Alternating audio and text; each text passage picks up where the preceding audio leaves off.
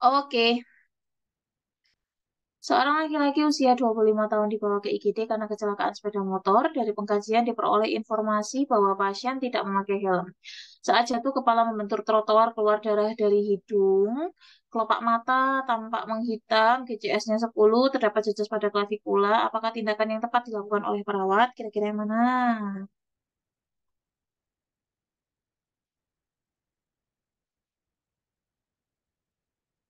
Ayo yang mana?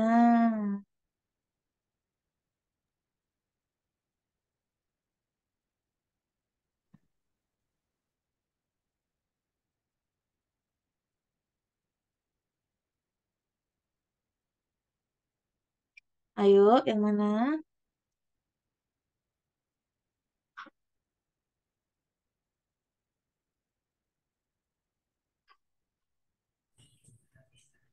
B. Kenapa pasang lekolar? Kenapa? Alasannya apa? Boleh? Kenapa dipasang lekolar?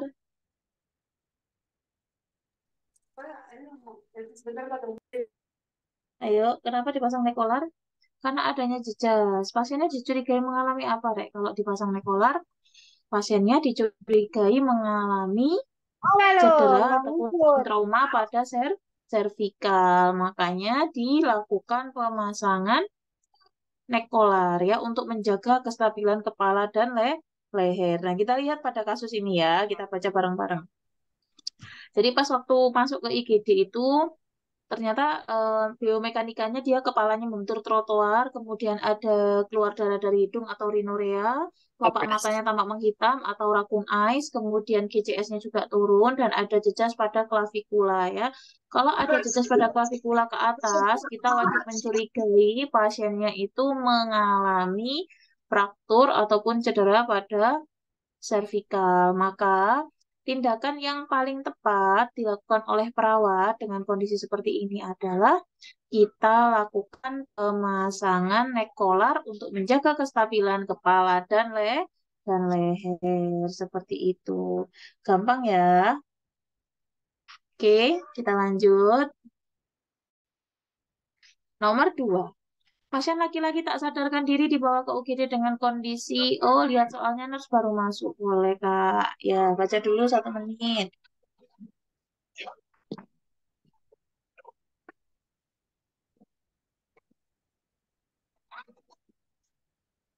Kecil sedikit. Sudah berapa soal? 35. Ya, sik, sik. Ini mic-nya siapa ini yang masih menyala ini ya? Sik, matikan dulu ya. Oke, kita lanjut nomor 2 ya. Pasien laki-laki tak sadarkan diri dibawa ke UGD dengan kondisi tak... Oh, kok dengan kondisi tak sadarkan diri lagi. Intinya pasiennya nggak sadar, terdengar snoring, tidak ada gag refleks, tekanan darahnya 150/90, heart rate-nya 90, RR-nya 28, sorry, suhunya 365. Apakah tindakan yang dilakukan pada pasien tersebut? Apakah pasang OPA, NPA, suction, pasang leg collar, atau KRGP? Kira-kira yang mana?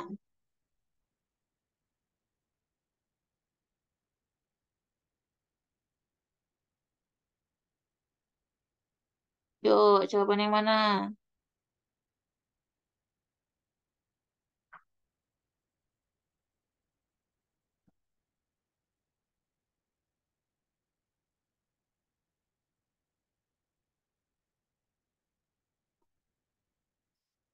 Ya, pada kasus di sini adalah kata kuncinya ada suara snoring, kemudian tidak ada gag refleks ya. Maka yang dilakukan pemasangan adalah dengan betul dengan OPA ya. Jawabannya adalah A. Kita bahas ya. Jadi gangguan pada jalan nafas itu ada yang gangguan parsial dan gangguan total. Kalau gangguan total itu bentuknya tersedak, kalau gangguan parsial itu bentuknya ada 3 macam. Ada gargling, snoring, ataupun stridor. Gargling itu apa sih, Kak? Gargling itu suara yang muncul akibat adanya cairan yang berkumpul ya. Kalau ada gargling, kalau semisal letaknya itu dia di luar rumah sakit, maka teman-teman bisa melakukan lock roll. Kalau semisal ini kondisinya ada di rumah sakit, baru dilakukan suctioning. Kemudian untuk snoring, snoring itu suara muncul akibat lidahnya itu jatuh ke belakang, Kalau ada suara snoring itu ada dua macam cara yang bisa kita gunakan. Bisa menggunakan manual ataupun bisa menggunakan alat. Kalau manual itu ada dua macam, ada chin lift dan jaw thrust. Kapan sih Kak kita pakai chin lift, kapan kita pakai jaw thrust ya? Chin lift ataupun jaw thrust itu digunakan berdasarkan ada tidaknya trauma pada servikal. Nah, untuk chin lift itu pada pasien trauma atau tidak? Tentunya tidak. Jadi pada pasien-pasien non-trauma alias pasiennya itu kondisinya tidak ada trauma pada servikal, tidak ada jejas, itu teman-teman bisa menggunakan buka jalan nafasnya itu dengan chin lift. Tapi ketika kita ketemu dengan pasien-pasien dengan adanya trauma servikal, misal adanya jejas pada klavikula ke atas, ada rakun eyes, kemudian rhinorea, otorea, maka tidak boleh dilakukan buka jalan nafasnya itu dengan chin lift karena akan memperparah kondisi trauma servikalnya sehingga yang paling cocok adalah kita lakukan jaw thrust seperti itu. Jadi manual itu bisa chin lift atau jaw thrust dibedakan berdasarkan pasiennya ini traumanya apa atau misal tidak ada trauma. Kemudian kalau menggunakan alat itu ada dua macam, ada OPA, ada NPA. OPA itu atau oropharyngeal airway itu digunakan pada pasien yang tidak sadar dan tidak ada refleks muntah. Itu boleh digunakan OPA. Namun jika pada pasienmu ini ada refleks muntah, maka tidak boleh pakai OPA. Harus pakai apa Kak? Pakainya NPA atau nasopharyngeal airway gitu. Kalau misalnya ada fraktur basis kranii, boleh pakai yang mana Kak? Jangan pakai NPA, tapi pakainya yang OPA. Karena NPA itu kontraindikasinya salah satunya itu fraktur basis graniti. Kemudian yang terakhir itu untuk gangguan jalan nafasnya ada yang namanya stridor. Nah, stridor ini disebabkan oleh edema jalan nafas akibat trauma inhalasi.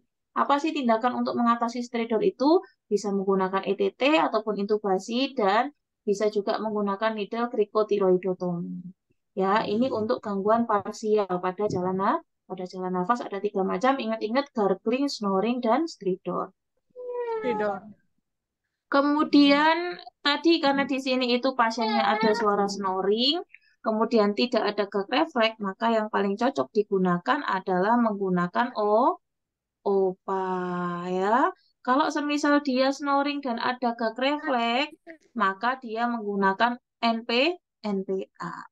Oke, kita lanjut ya. Hafalan ya, IGD itu apa KGD itu rata-rata hafalan. Kita lanjut nomor 3. Setelah dilakukan DC shock, analisa irama menunjukkan terjadinya asistol. Perawat lalu melakukan flatline protokol di mana kita cek elektrodanya, cek lead 1, 2, 3. Lalu hal apa lagi yang harus dilakukan oleh perawat? Apakah RJP 30:2, bantuan ventilasi setiap 6 detik sekali, pemberian epinefrin 1 mg, memperbesar ukuran gelombang, ataukah melakukan pengecekan ulang irama dari awal? Kira-kira yang mana, Rek? Ingat flatline protokol. Ayo, flatline protokol.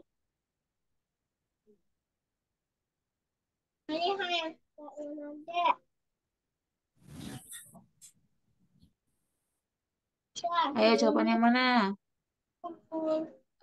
Sik, ada yang nyala ya, mic-nya siapa ini? Yuk, jawaban yang mana?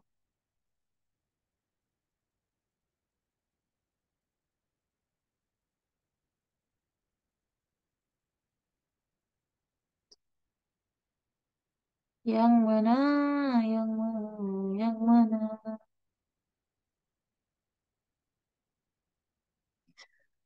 Oke, flatline protokol itu adalah prosedur yang pertama itu kita cek elektrodanya. Apakah elektrodanya ini sudah menempel dengan baik dan benar? Setelah itu kita cek lead 1, 2, 3. Ada masalah nggak di lead 1, 2, 3? Oh, tidak ada masalah. Kita perbesar gelombang. Kalau gelombangnya sudah diperbesar ternyata masih asistol, maka kita katakan true asistol dan lanjutkan RJP-nya 30:2, terus sambil dipasang IV line-nya untuk sebagai pemberian epinefrinnya. Nanti kita bahas, ada algoritmanya. Jadi jawaban yang paling tepat adalah D. Ini flatline protokol, ingat-ingat cek elektroda, cek lead 1, 2, 3, perbesar ukuran gelombang. Jika true asistol, maka lakukan RJP selang-seling dengan pemberian epinefrin. Kira-kira dari tata laksana asistol, apa ada yang mau ditanyakan?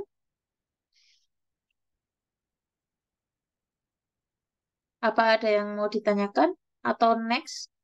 Udah bisa, Nurse? Kira-kira? Oke, lanjut ya. Soal nomor 4. Seorang laki-laki usia 50 tahun diantar keluarga ke IGD karena mengeluh nyeri dada kiri yang menyebar ke leher dan lengan dialami sejak 3 jam yang lalu. Pada pengkajian diperoleh skala nyerinya 8, akral dingin, CRT 4 menit, TD-nya 150/90, nadine 100, suhunya 375, nafasnya 28. Hasil perekaman EKG-nya ada ST depresi pada lead 1, lead V1 dan 2. Apa masalah keperawatan prioritas pada kasus tersebut?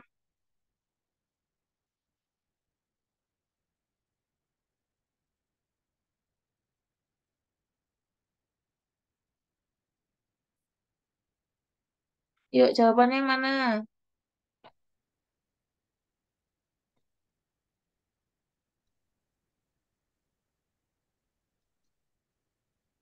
Sudah terlihat jelas ya. Jadi pada pasien ini karena keluhannya aja dia secara subjektifnya mengatakan dia mengalami nyeri, didukung dengan skala nyerinya juga 8, terus kondisi klinisnya juga mendukung ya, ada akral dingin, kemudian nadinya itu borderline, nafasnya juga sudah mulai naik, kemudian perekamannya juga sudah menunjukkan adanya ST depresi juga. Maka masalah keperawatan prioritas yang tepat pada kasus tersebut adalah nyeri akut akibat adanya infak miokard. Oke, good job.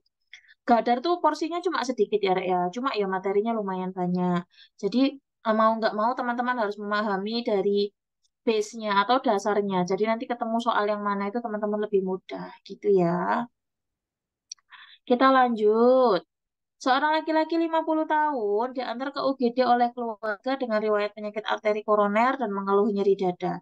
Perawat sudah memberikan 3 kali nitrogliserin tablet. Tanda-tanda vitalnya 130/80, nadinya 110, nafasnya 24, suhu 37,5.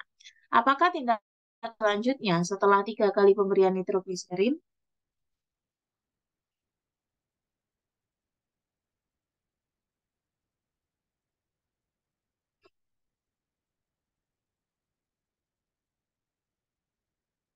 Kira-kira kenapa kok bisa kok kenapa kok bisa? Kira-kira tindakannya yang mana?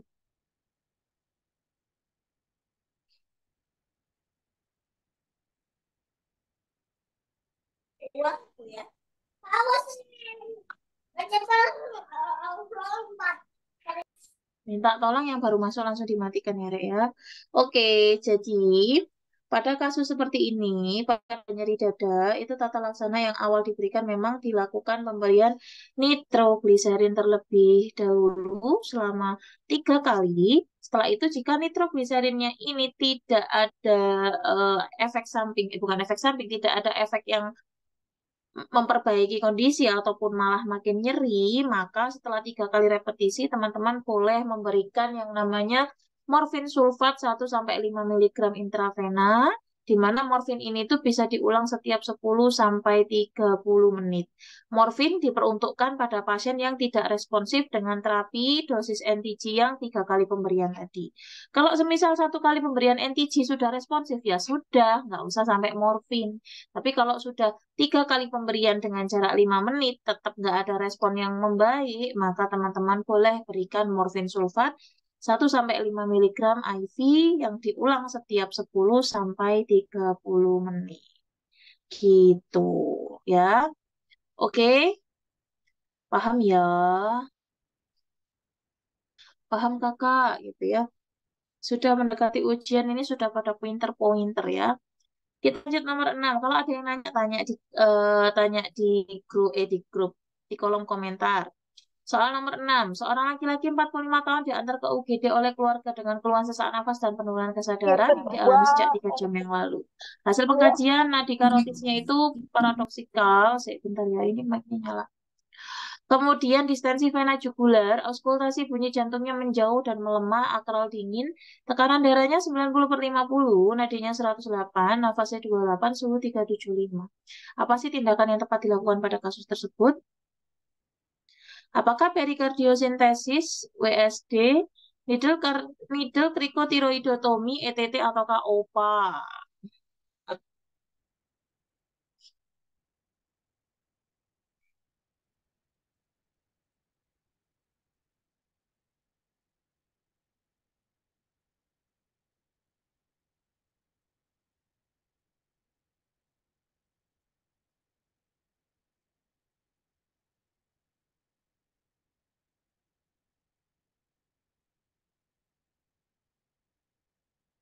Yuk jawabannya apa?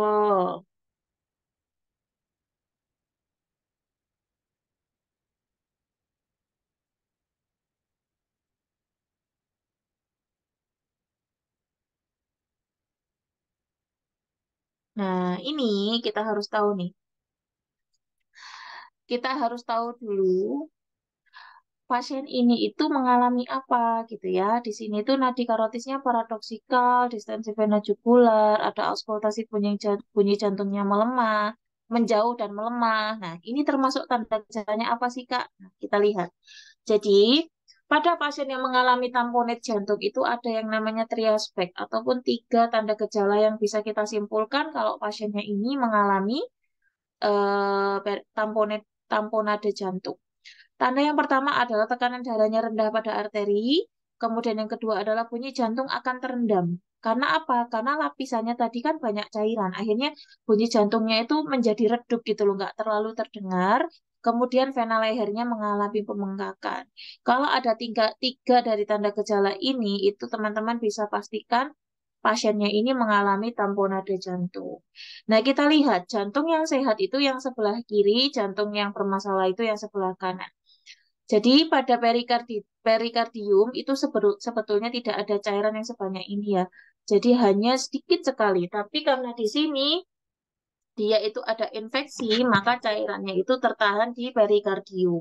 Nah, penahanan cairan ini bisa mengurangi fungsi dari si jantung. Jadi jantungnya itu ruangannya bisa mengecil akibat tekanan dari cairan yang ada di perikardium tadi.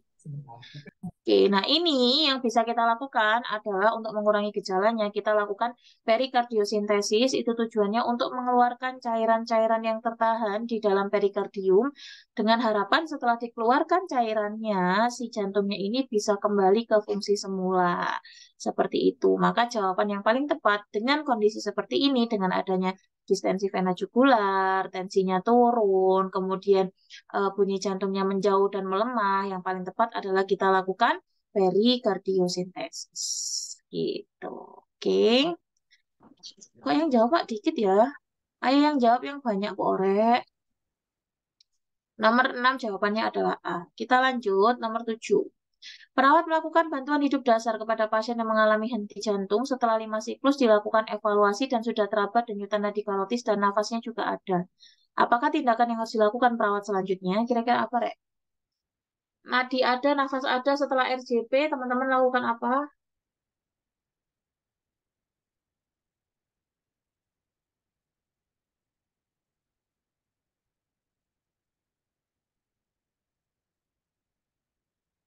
Yuk, jawaban yang apa?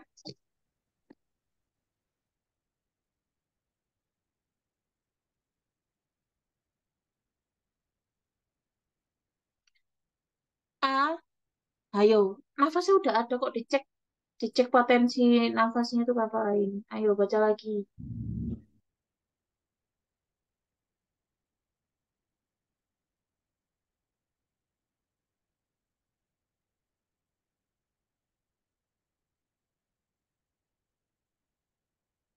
Sudah terlihat ya, jadi di sini pasiennya ini mengalami henti jantung. Habis itu dia diberikan RJP 5 siklus. Ternyata pas dievaluasi, nadi karotisnya ada, nafasnya juga ada. Maka kalau dua-duanya sudah ada ya teman-teman tinggal melakukan pemberian recovery position. Di sini ada nih. Jika pasiennya henti jantung, cek nadi karotisnya 5-10 detik. Kalau tidak teraba nadi, RJP 30/2, Evaluasi setiap siklus, jika belum ada lanjutkan RJP lagi dan usahakan pasang AED. Kalau semisal AED dipasang, kan kita bisa tahu iramanya ini irama yang shockable ataupun irama yang non-shockable. Kalau iramanya shockable, maka lakukan DC shock. Tapi kalau iramanya non-shockable, kayak asistol ataupun PA, teman-teman kalau ketemu asistol ya lakukan flatline protokol, seperti yang sudah saya jelaskan di depan tadi. Kemudian kalau di kasus selanjutnya teman-teman itu sudah lakukan RJP, nadinya muncul tapi nafasnya tidak ada, ingat-ingat, jangan langsung berikan ventilasi. Tapi step selanjutnya yaitu pastikan jalan nafasnya itu paten. Patensi airway-nya itu terjaga, baru teman-teman bisa berikan bantuan nafas setiap 6 detik sekali atau 10 kali dalam 1 menit.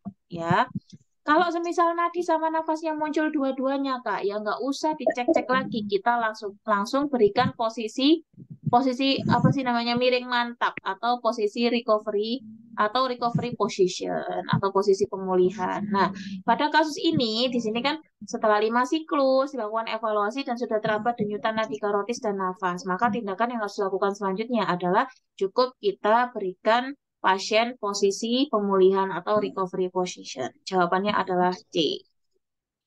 Gampang ya. Jadi harus hati-hati ya, apa sih namanya untuk menjawabnya. Lihat pembahasan nurse. Nah, ini pembahasan.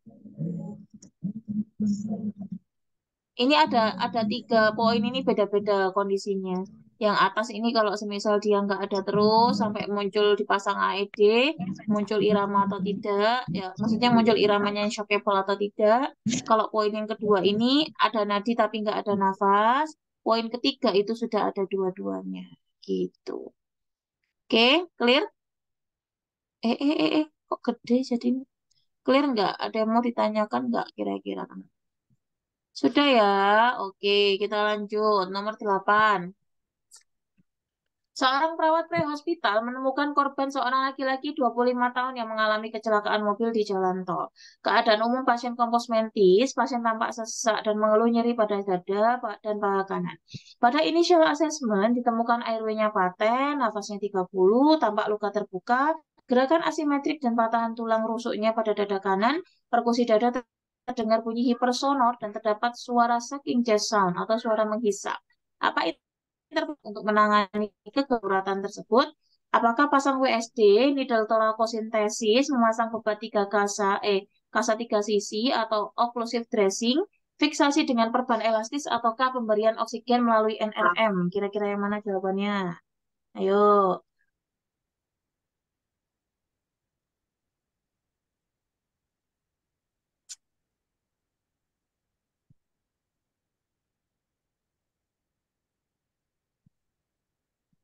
ayo, apa yuk?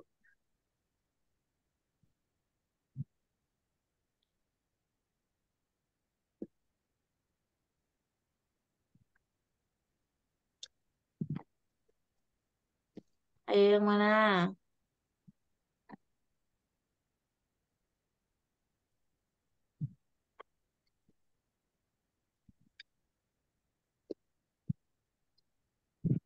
Kawan kecilin dong HP-nya. Oke, jadi jawabannya adalah pada kondisi seperti ini, pasiennya ini diagnosanya apa? Diagnosa medisnya apa, Rek? Kalau ada suara sucking chest sound, apa diagnosa medisnya? Apa DX medisnya? Ayo, DX medisnya apa?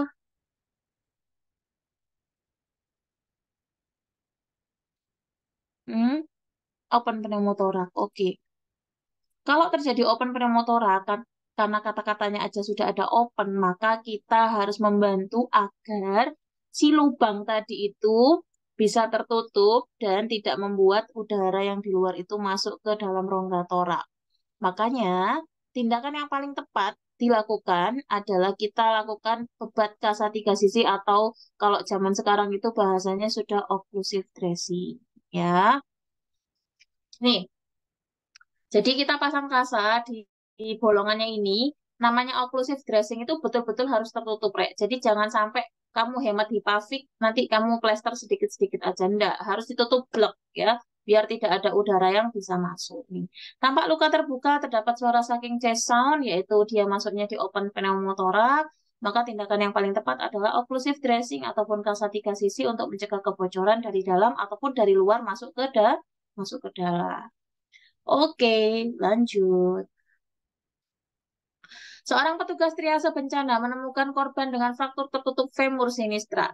Pasien sadar, tekanan darahnya normal, heart rate normal, RR25, akral hangat, denyut nadi teraba kuat. Dia ini kategori triasenya apa, Rek?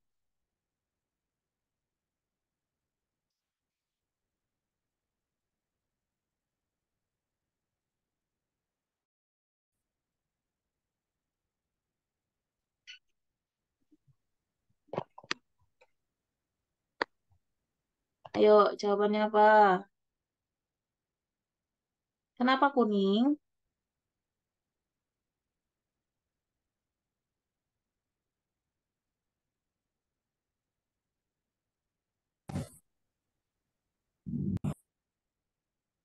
Ayo,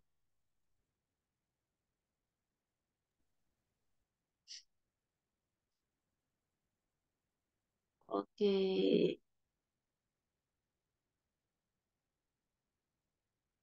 Sik, sik ya.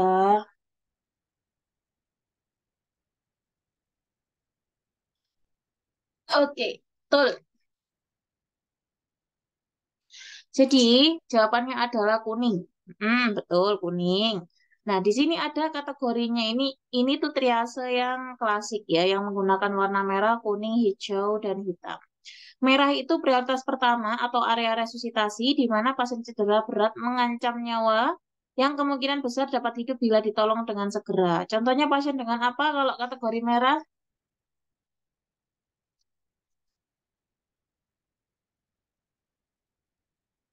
Contohnya pasien dengan apa?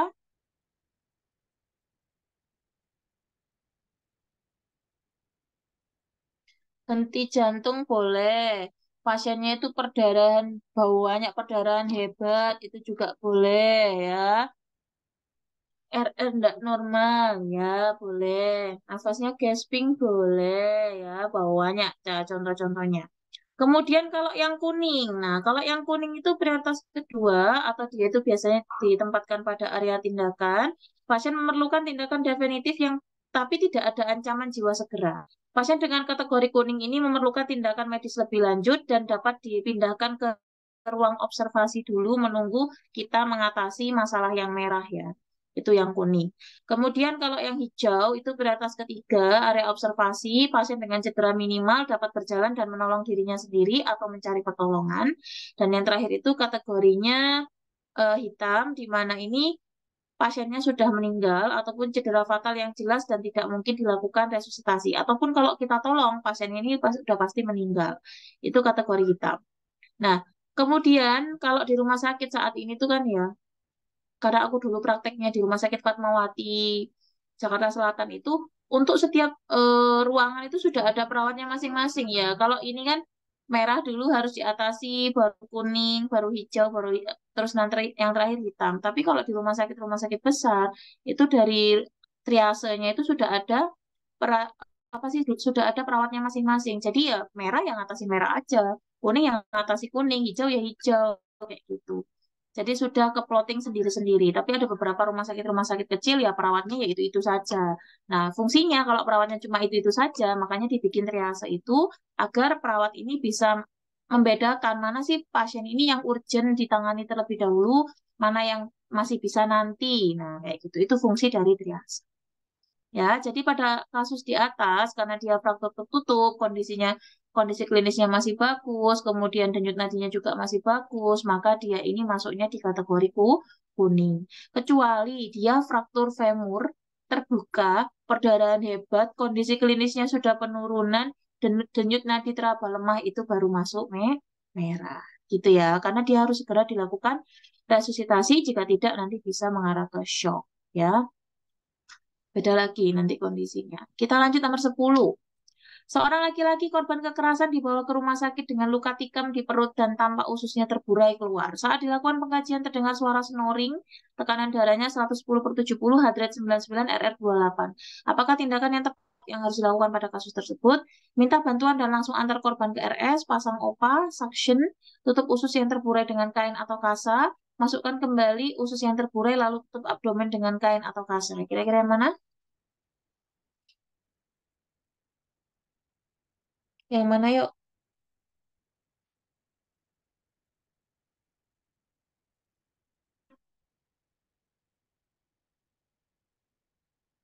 Yuk yang mana yuk?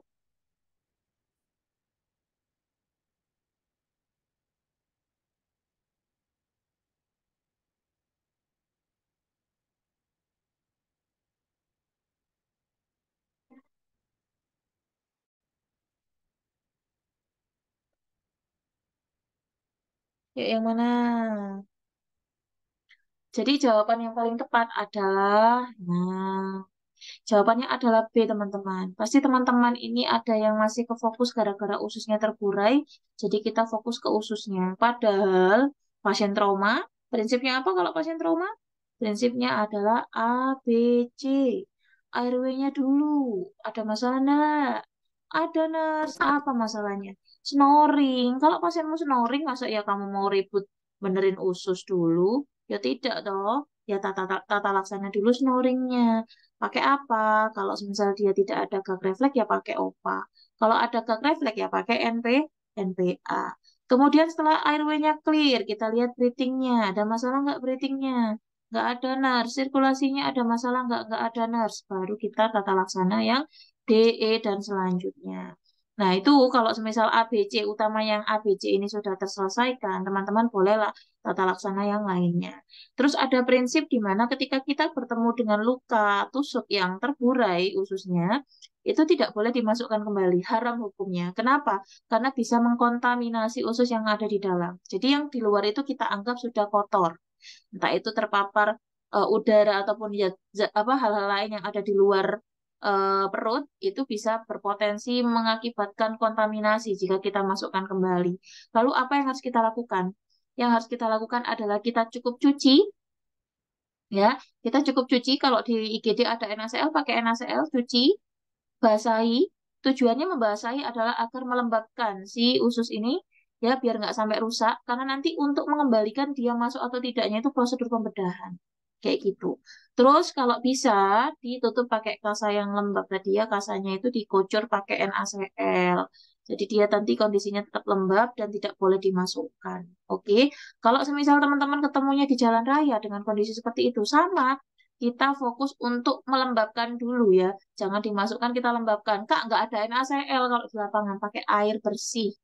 Ya, pakai air bersih. Yang penting dia itu harus lembab. Kalau bisa ditutup pakai kain yang bersih juga. Kan nggak mungkin ada kasa tuh kalau di lapangan ya. Pakai kain saja boleh. Yang penting catatannya harus bersih kainnya dan tetap lembab kondisinya. Kalau semisal pada kasus seperti ini, dia ini di airway breathing dan circulation-nya itu tidak ada masalah, baru teman-teman boleh tata laksana terkait usus terburainya. Apa yang harus kita lakukan? Tadi kita tutup usus yang terburai dengan kain ataupun kasa yang basah. Terus abis itu ngapain? Ya kita rujuk ke rumah sakit gitu ya. Kalau misal ada perdarahan, Kak, perdarahan hebat gara-gara tadi ada luka yang terbuka tadi, ya kita bantu untuk balut tekan untuk menghentikan perdarahan, sembari kita nanti balut ini atau kita tutup ususnya dengan kain yang lembab ataupun kain yang basah. Seperti itu. Oke, ada yang mau ditanyakan dari perihal perususan ini? Jika tidak ada, kita lanjut ya. Nomor 11. Seorang ibu hamil berusia 30 tahun kok dibawa ibunya? Dibawa ibunya ke ruang unit gawat darurat. Nggak apa-apa ya, masih punya ibu berarti ibu hamilnya ini.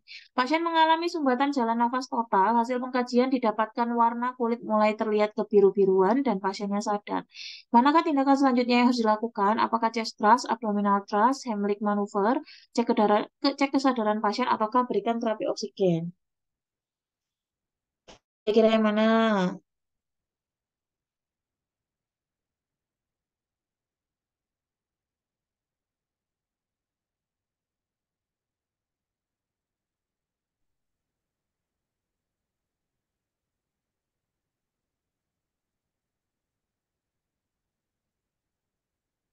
Jawabannya apa?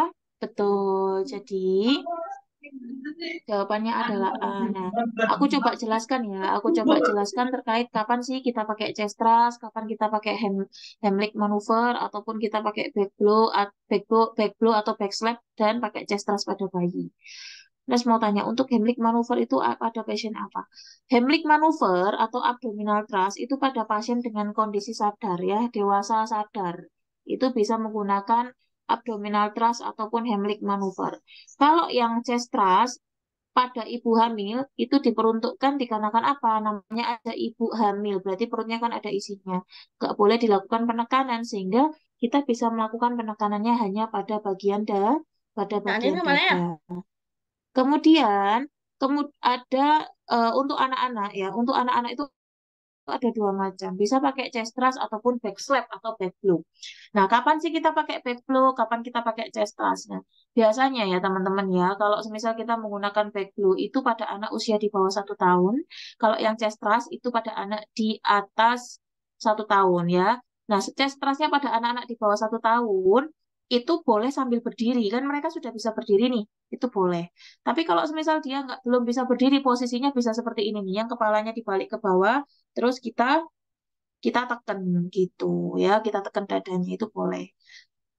Sik, sik. Ada pertanyaan apa nih tadi? Abdominal thrust itu buat yang tersedak ya, betul, buat yang tersedak Kak ya. Jadi untuk tata laksana yang ada di gambar ini adalah untuk tata laksana sumbatan jalan nafas total ya teman-teman ya. Untuk abdominal thrust ataupun Heimlich maneuver diperuntukkan pada pasien dewasa yang tersedak, kecuali ibu hamil. Kalau yang ibu hamil pakai chest thrust, kemudian kalau anak-anak di bawah 1 tahun kita bisa pakai back blow ataupun back slap. Kalau yang di atas 1 tahun kita bisa pakai chest thrust seperti itu. Kira-kira ada yang mau ditanyakan untuk pertolongan pada pasien tersedak ini?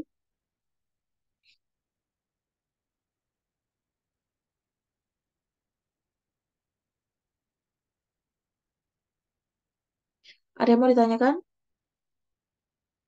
Cukup ya? Oke, kita lanjut nomor 12. Teman-teman, izin tolong dibaca terlebih dahulu ya. Aku mau ngambil minum bentar aja.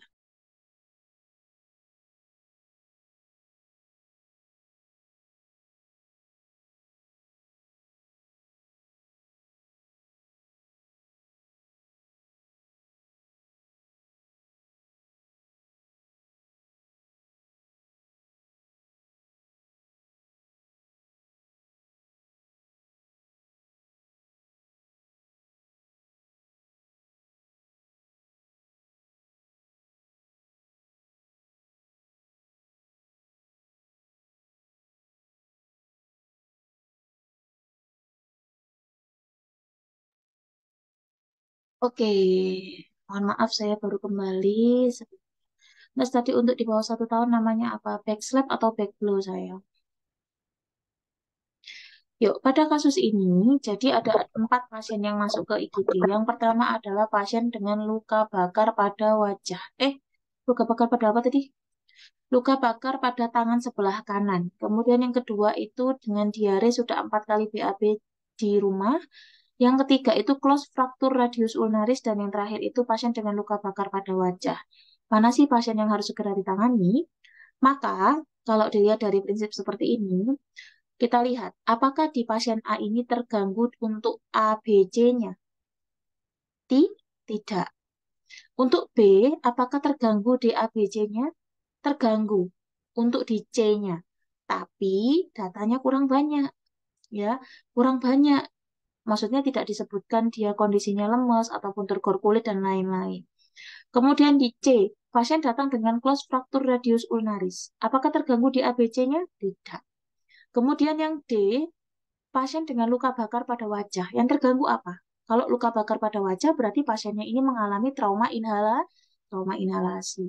Kalau pada pasien-pasien dengan trauma inhalasi, yang kita khawatirkan adalah adanya pembengkakan jalan nafas yang bisa memunculkan suara stridor dan nanti akan mengakibatkan pasien itu mengalami apnu ataupun henti nafas.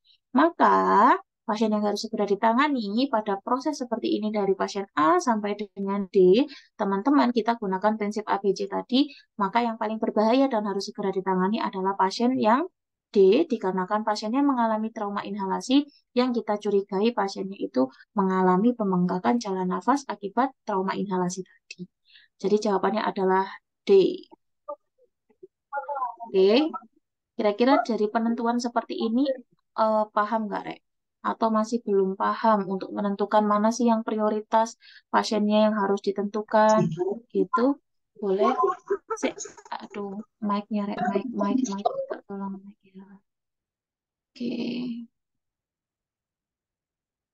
paham ya, Rek ya? Tapi ya, Kak saya pernah ikut TO jawabannya yang airway saya yang benar jalan atau yang prioritas. Si. Tapi ya Kak, saya pernah ikut TO. Jawaban yang airway salah, malah yang benar jalan atau prioritas. Maksudnya gimana Kak? Yang jalan atau yang prioritas itu maksudnya gimana, Kak?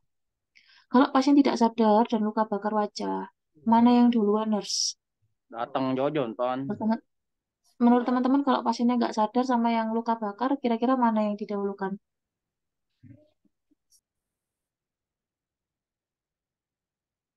Pasien yang nggak sadar, kemudian ada luka bakar, nggak sadarnya itu ada nadi, ada nafas nggak? Pertanyaannya. Nggak sadarnya itu ada nadi, ada nafas nggak?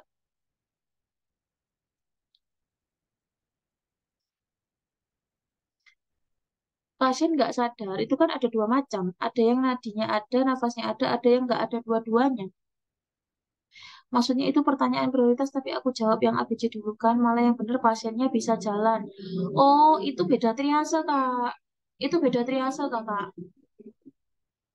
Sebentar, ada suara sepeda sampai. Jadi yang dimaksud Kak Neva ini, kenapa dia kakak milih yang ABC dulu? Mungkin kakak ini triasenya menggunakan triase yang start. Yang start itu yang di lapangan, ya. Yang kalau yang di lapangan itu memang kita utamakan yang bisa jalan. Tapi kalau yang ada di rumah sakit itu sudah tidak menggunakan start, Kak, karena memang tidak sesuai. Kita gunakan yang triase klasik tadi ya, triase klasik tadi yang warna tadi lo merah, kuning, hijau, dan hitam. Kayak gitu. Tidak sadar ada nadi dan ada nafas. Ayo tak tanya, kalau pasiennya ada trauma inhalasi, kemudian sama pasien tidak sadar ada nadi, ada nafas. Kira-kira yang mana yang didahulukan?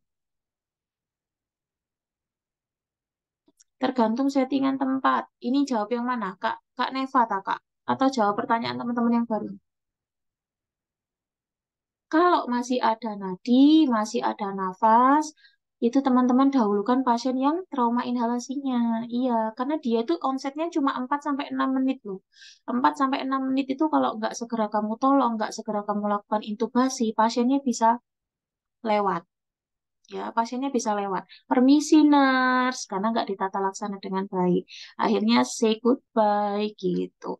Jadi kalau masih penurunan penurunan kesadaran, nadi aman, nafas aman, it's okay. Kita dahulukan pasien yang trauma inhalasi karena kematian akibat gangguan pada jalan nafas itu sangat cepat. Waktunya onsetnya cuma 4 sampai 6 menit saja.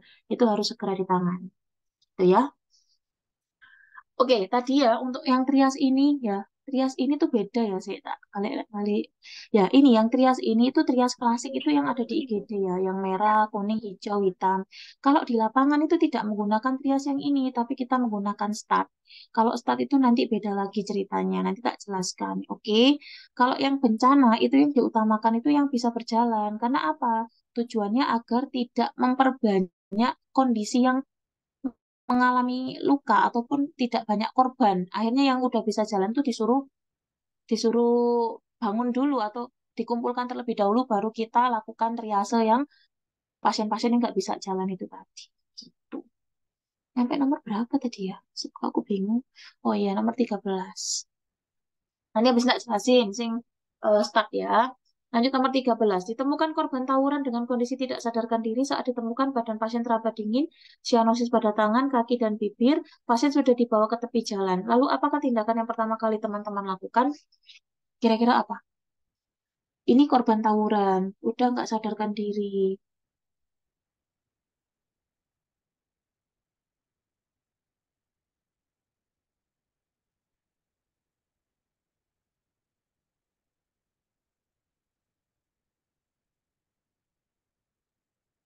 Ayo jawabannya mana?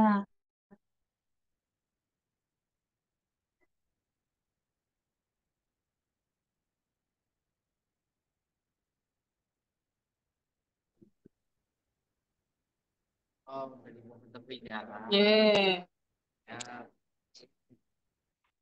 Lala D. Loh, kok langsung D? Kok langsung D sih?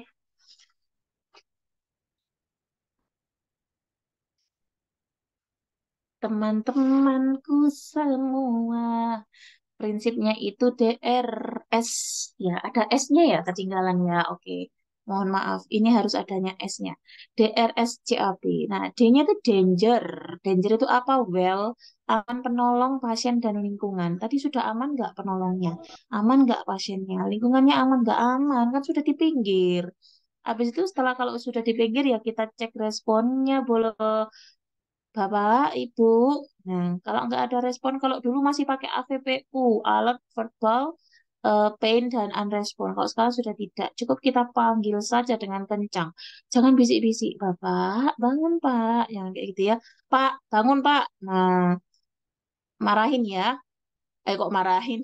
Yang tegas suaranya, sorry. Yang tegas suaranya kalau manggil pasiennya. Kalau misal nggak ada respon baru, S-nya itu aktifkan sistem emergency. Kalau ada di lapangan ya kita minta tolong panggilkan ambulan. Minta tolong dipanggilkan ambulan terdekat ya. Kayak gitu. Nanti ada yang bagian apa sih namanya manggil ambulannya. Setelah itu kita cek sirkulasinya. Sirkulasi itu apa yang dicek? Cek nadi, jika tidak teraba maka lakukan RJP 30/2. Kalau yang airway, itu buka jalan nafas, apakah ada sumbatan atau tidak. Jika clear baru kita lakukan bantuan nafasnya 10 kali dalam 1 menit atau setiap 6 detik sekali. Gimana? Sudah bisa dimengerti teman-teman? Iya, teman-teman tuh imannya kurang kuat ya, mudah digoyangkan. Saya sudah bangun kakak. Tidur lagi aja Pak, nggak apa-apa. Sumpah Kak Ilo ambek senior nggak maaf ya Pak Romzi ya. Pokoknya kalau ada nama yang aneh-aneh itu berarti Pak Romzi. Jawabannya adalah B ya. Karena di sini pasiennya sudah aman, maka kita lanjutkan dengan kaji respon pasiennya. Oke, kalau orang lama udah paham itu Pak Romzi. Kalau yang orang baru pasti siapa sih ini gitu ya. Kalau udah orang lama udah oh biarin aja. Emang orangnya begitu. Kita lanjut nomor 14. Pasien dibawa ke pesan Pasien dibawa ke IGD setelah terjadi kebakaran. Pengkajian pasiennya mengalami penurunan kesadaran. Terdapat luka bakar pada wajah, tangan kanan, dan dada. Tekanan darahnya 90/60, heart rate-nya 110, RR-nya 32. Saturasinya 92. Apakah tindakan yang tepat dilakukan pada kasus tersebut?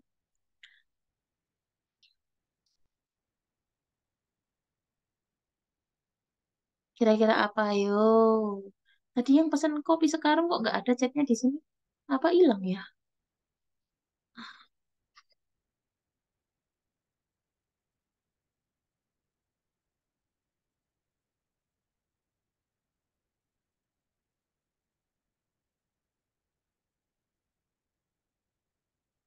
Ayo.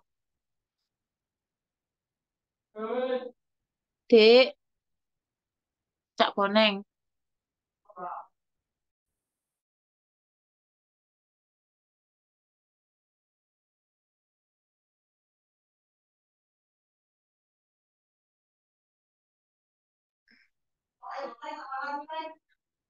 Ayo, ayo.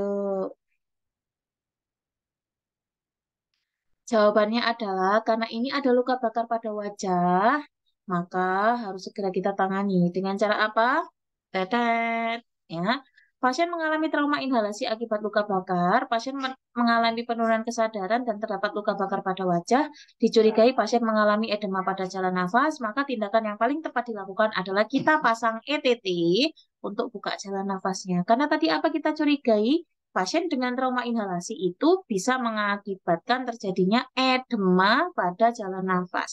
Kalau edem, satu-satunya cara yang bisa kita lakukan selain needle cricotiroidotomy adalah kita pasang ETT. Kalau di sini ada yang orang IGD, aku minta maaf ya. Kalau misal aku ada yang salah, boleh diingatkan. Takutnya aku salah menjelaskannya ya. Oke. Jadi jawaban yang tepat adalah ETT. Kak, lihat soalnya lagi. Oke.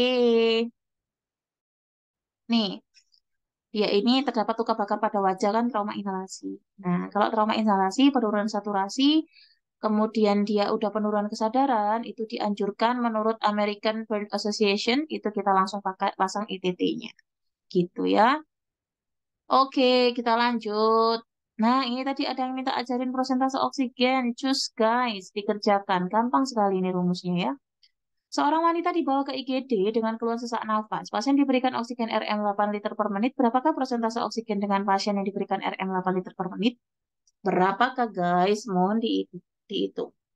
Kira-kira yang mana?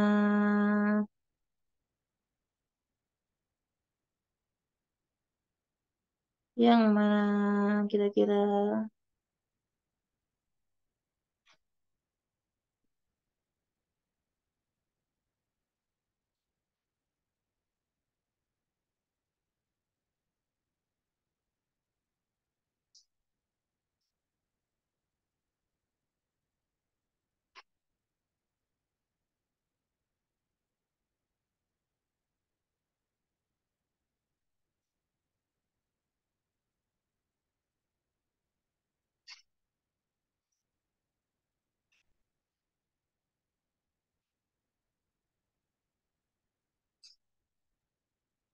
Oke, bagi yang baru bergabung, jadi rumusnya untuk menentukan persentase oksigen adalah yaitu dengan ini ya rumusnya ya, Rek, ya. Total LPM dikali 4% ditambah 21%.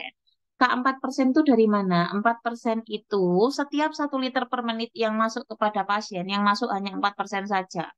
Kemudian 21% itu adalah konsentrasi oksigen di udara bebas seperti yang kita hirup saat ini. Maka cara untuk mencari konsentrasi oksigen yang masuk ke pasien, kita tinggal kalikan saja total LPM yang diberikan berapa, dikali 4% ditambah 21. 8 dikali 4 jawabannya adalah 32 ditambah 21 jawabannya yaitu 53%. Seperti itu. Kira-kira dari yang sudah saya jelaskan, Bolo, ada yang mau ditanyakan? Yang anak lama sudah paham, ini sudah ngelotok ini ya di luar kepala. Yang baru-baru masuk, monggo ditanyakan, Kak. Jangan sungkan-sungkan ya, kita belajar bareng-bareng. Tenang, nurse kita kalau ngajar itu sabar ya. Sabar kok, ayo. Ada yang mau nanya nggak? Kalau nggak ada yang nanya, ya sudah, tak lanjut. Lihat soal, Kak. Oke. Ayo, yang mana jawabannya?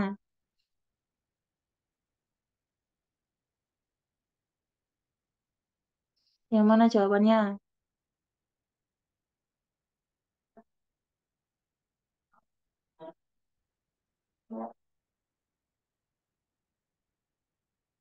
Ayo, jawaban yang mana?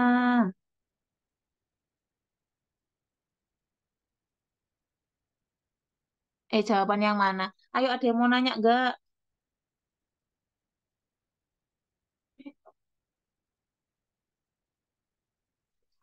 Wak, wak, wak, nurse. Kan udah dijawab ya. Nggak ada ya, ya udahlah kita lanjut aja ya. Disuruh jawab lagi, ya maaf, Kak. 4% sama 21 itu ya ketetapan. Oke, next ya. Kita lanjut. Cer, cer, nih. Nomor 16. Seorang pasien mengalami tersedak saat memakan bakso. Ayo ngopi yuk. Di mana saat akan dibantu tiba-tiba pasien pingsan tidak sadarkan diri. Apakah tindakan yang harus dilakukan untuk mengeluarkan bakso pada pasien tersebut? Ayo.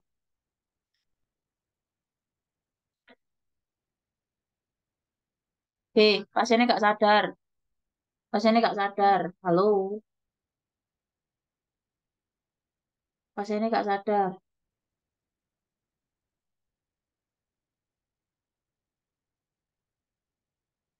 Pasiennya nggak sadar.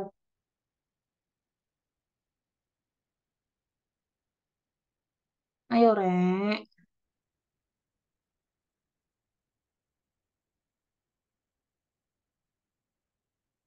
Ayo yang mana?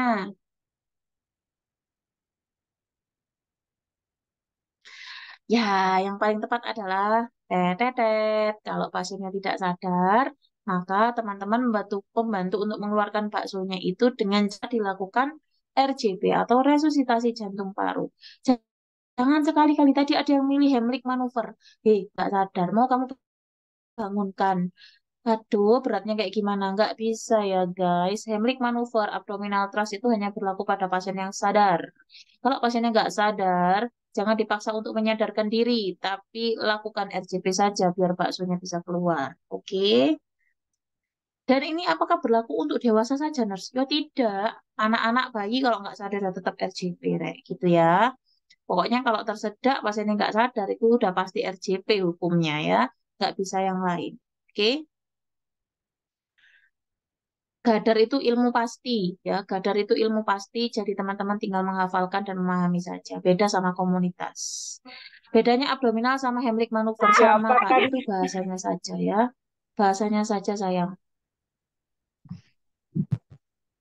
Apakah tadi ada yang nanya bentar ya, sih. Kalau pasiennya hamil gimana? Nah, sama Pak di RJP, tapi nanti ada posisinya agak sedikit dimiringkan gitu. Ada posisinya sendiri untuk pasien-pasien dengan hamil yang di RJP. Kita lanjut nomor 17. Aduh, aduh, aduh. Kalaupun ada nadi tetap dilakukan RJP nurse. Kalau pasiennya nggak sadar dengan kondisi dia tersedak itu rata-rata apa sih namanya? Nadinya sudah nggak ada, Pak. Kalau di sini pasiennya nggak sadar itu biasanya sudah ke apa sih namanya? Suplai oksigennya sudah berhenti, akhirnya jantungnya berhenti juga. Kalau kelolotannya sudah lama, kan lama-lama biru, biru, biru, biru, nanti pasienmu nggak sadar itu biasanya jantung sama nadinya, jantung sama nafasnya juga sudah hilang dua-duanya. Makanya langsung apa dibantu untuk mengeluarkan lewat RCP. Gitu. Satu itu untuk RJP tadi untuk mengeluarkan, satunya juga untuk nadinya. Lanjut nomor 17. Ayo rek, mic rek, ojo dipatek, ojo dinyala no rek. Tuh, aku jadi tukang mic terus dari tadi nih. Seorang pasien dibawa ke IGD dalam kondisi tidak sadarkan diri. Keluarga mengatakan pasien terjatuh di kamar mandi dan sebelum pingsan sempat muntah. Ya, tekanan darahnya 170 per 90, heart rate-nya 110, RR-nya 24, saturasinya bagus, CT scan-nya ada perdarahan pada otak sebelah kanan. Tindakan yang tepat apa kira-kira?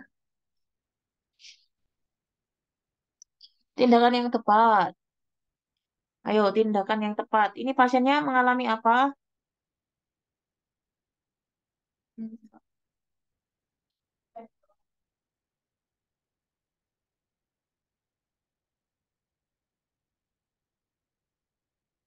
Ayo, yang tepat.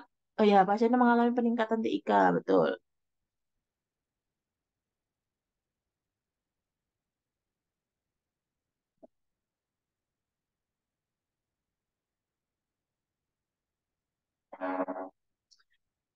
Oke, jawaban yang tepat adalah karena pasiennya ini mengalami peningkatan tekanan intrakranial, maka teman-teman harus melakukan kolaborasi dengan dokter untuk pemberian manitol, di mana manitol ini bersifat diuretik yang mampu mengeluarkan cairan sehingga tekanan intrakranialnya bisa menurun. Nah, di sini kan, nah, hasil CT scan-nya itu ada perdarahan ya. Pada otak itu isinya cuma CSS atau cairan cerebrospinal dan massa otak saja. Tapi kalau sampai terjadi perdarahan, otomatis nambah volume otaknya. Ya, volume otak nambah akhirnya menekan atau tekanannya bisa meningkat, nanti muncul muntah proyektil dan lain-lain dan mempengaruhi fungsi dari ataupun sel-sel saraf otak. Makanya kita sebagai perawat kalau ketemu kondisi seperti ini ditanya tindakan yang paling tepat, langsung lakukan kolaborasi dengan dokter. Dokter, ini pasiennya butuh manitol sepertinya. Nanti biar dokter yang evaluasi, dikasih manitolnya berapa baru kita berikan. Manitol ini tujuannya adalah untuk mengeluarkan tadi si perdarahan yang ada di dalam otak tadi dikeluarkan lewat apa kira-kira? Manitol itu ngeluarin cairannya lewat apa? Apakah dimuntahkan? Lewat apa? Apa keringat? Lewat lewat apa? Lewat pipis ya, lewat urin. Jadi dikeluarkannya lewat urin dengan harapan TIK-nya bisa menurun, kondisi pasiennya bisa perbaikan. Oke, kita lanjut. Kalau head up 30 derajat itu bukan tindakan yang tepat sayang, tapi tindakan prioritas masuknya. Jadi kalau pasien-pasien dengan peningkatan TIK, tindakan prioritasnya itu head up, tindakan yang paling tepatnya adalah manitol.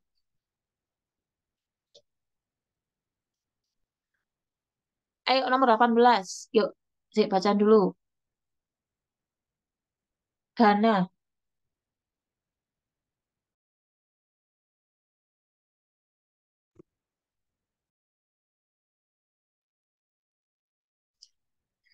Yuk, baca dulu, Rek. Kira-kira apa jawabannya? Bentar, yo. Ada aja ini gangguannya orang Zoom ya. Ampun deh. Pusing. Seorang perempuan usia 25 tahun diantar ke IGD karena jatuh dari tangga. Hasil pengkajian kesadarannya kompos mentis terlihat lemah dan terdapat fraktur terbuka pada radius ulna. Pasien dilakukan pembidaian dan setelah itu pasien mengeluh kesemutan. Apa yang harus dikaji lebih lanjut? Kira-kira apa, Rek? Kira-kira apa, teman-teman? Cek ya. Sambil teman-teman baca, yang lain dibaca ya.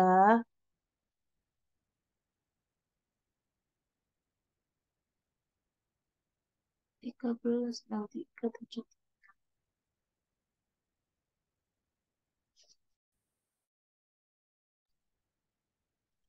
Oke. Jawabannya adalah nih ya, pasiennya mengalami kesemutan, kaji pulsasi nadi perifernya apakah mengalami penurunan atau tidak.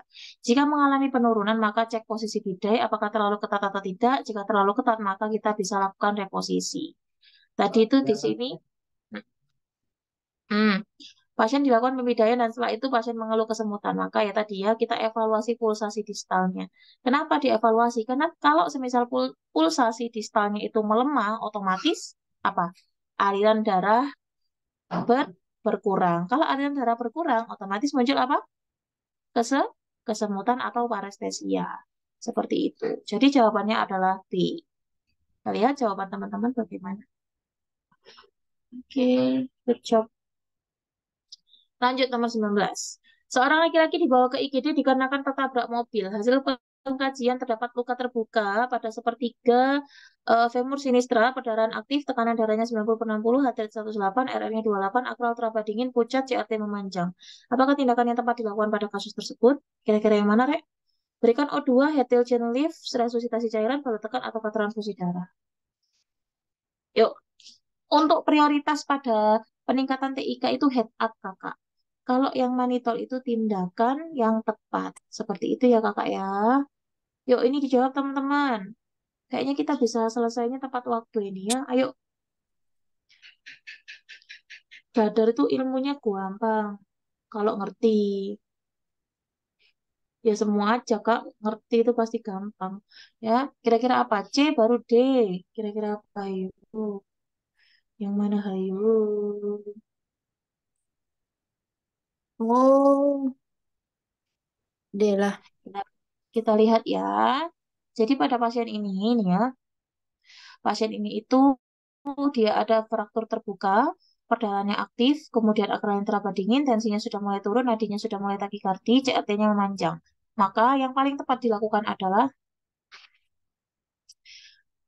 nah betul. Pada kondisi ini, pasiennya ini mengalami kondisinya mengarah ke resiko shock. Kenapa? Karena tadi ya, tanda-tanda gejalanya sudah mulai muncul. Mengarahnya sudah ke arah kondisi shock, sorry kok resiko shock. Maka tindakan yang paling tepat adalah ganti dulu cairan yang hilang atau darah yang hilang tadi diganti dengan cairan kristaloid. Nah, kalau semisal kondisinya mengarah ke shock atau resiko shock nih ya, not yang bawah ini tolong dibaca. Jika kondisi mengarah ke shock atau resiko shock, maka lakukan resusitasi cairan. Kalau di kondisinya masih stabil, itu baru tekan. Teman-teman kan tahu kan, kondisi stabil itu kayak gimana? Tekanan darahnya masih bagus, heart rate-nya nggak takikardi, akralnya hangat, CRT-nya normal, itu berarti TTV-nya stabil. Kalau TTV stabil, kemudian ada perdarahan, perdarahannya aktif, ya baru tekan. Tapi kalau semisal kondisinya sudah mulai penurunan, ya, tensinya turun, nadinya naik, akralnya dingin, CRT memanjang, itu jangan baru tekan, Rek. Tapi yang paling tepat adalah resusitasi cairan. Karena jika tidak kamu lakukan resusitasi, nanti itu kondisinya bisa lebih mengarah ke shocknya ya. Shock bisa pasienmu itu jatuh ke kondisi shock. Pasien kalau udah jatuh ke kondisi shock itu tata laksananya suatu angel atau susah kayak gitu ya. Ngangkatnya itu susah. Jadi jangan sampai pasienmu tuh jatuh ke kondisi shock. Ini aja yang diingat-ingat. Terus, tindakan untuk fraktur terbuka itu apa aja sih, Kak? Kalau ditanya tindakan prioritas itu balut tekan terlebih dahulu. Atau tindakan yang pertama kali dilakukan ketika kita ketemu fraktur terbuka. Balut tekan tujuannya untuk menghentikan perdarahan. Setelah perdarahan, ya, Kalau perdarahannya berhenti, baru imobilisasi, kemudian baru resusitasi cairan. Itu tindakan dari fraktur terbuka. Kak, kalau kondisinya buruk, itu tindakan pertamanya balut tekan enggak? Kondisinya buruk itu maksudnya TTV-nya menurun gitu, Kakak. Nah, ini ya, dibaca lagi nih di sini. Jika kondisi mengarah ke shock atau resiko shock, tindakan yang paling tepat itu resusitasi cairan. Ya, kalau tindakan pertamanya boleh balut tekan. Gini loh, teman-teman tuh kan udah diajarin ya, prioritas sama utama dan tepat. Utama dan tepat itu sama. Kalau prioritas itu adalah tindakan pertama kali. Kalau tindakan pertama kali ya berarti saat kamu ketemu pasien dengan fraktur seperti itu, kamu apakan? Gitu ya. Berarti ya perlu tekan kalau perdarahan. Kalau semisal tindakan yang paling tepat itu sesuaikan dengan kondisinya. Kalau kondisinya itu sudah penurunan apa sih namanya sudah penurunan kondisi klinis, maka ya resusitasi cairan. Tapi kalau kondisinya dia itu fraktur terbuka tapi TTV-nya masih normal, ya nggak usah resusitasi cairan dulu nggak usah. Kita fokus hentikan perdarahannya saja. Karena kondisi TTV-nya masih stabil gitu. Ini loh note yang bawah ini loh yang diperhatikan ya. Jadi teman-teman cuma ngevaluasinya dari situ aja. Stabil nggak ini kondisinya? TTV-nya stabil nggak? Kalau teman-teman sudah tahu kondisinya stabil, stabil atau tidak, nanti bisa menentukan intervensinya. Gitu yes. Lanjut. Nah, ini soal hafalan ini. Soal nomor 20. Seorang laki-laki dibawa ke IGD dengan keluhan nyeri dada menjalar ke tangan dan rahang saat dilakukan pengkajian skala nyerinya 7. Tekanan darahnya normal, heart rate-nya naik sedikit, RR-nya normal, saturasi normal. Pasien sudah dilakukan perekaman EKG dan disimpulkan lokasi infarknya itu pada lateral. Di manakah letak tersebut? Lateral. Lateral itu apa? Ini ngafalin ya. Nggak ada solusi lain selain menghafalkan. Harus dihafalkan ini.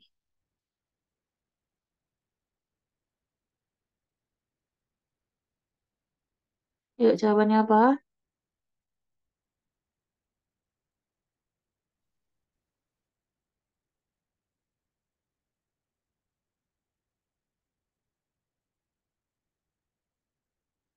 Jawabannya apa? Nah, ini ya, ngafalin ya. V1, V4 itu anterior, V5, V6, 1 AVL itu lateral, 2, 3 AVF itu inferior, V7, V9 itu posterior. Kalau V3R, V4R itu ventrikel kanan. Oke, ini dihafalkan teman-teman. Lanjut. Seorang perempuan dibawa ke IGD dikarenakan pingsan di jalan saat dilakukan pengkajian membuka mata dengan rangsang nyeri, suara mengerang, dan deselebrasi. GCS-nya berapa? Sampai bosen, aku disuruh GCS aja kak, kak nggak ada yang lain apa kak? Ini juga nanti kepake kalau kamu kerja ya. Kamu mau ngelamar kerja nggak tahu GCS, pasti langsung ditolak kamu. Ayo,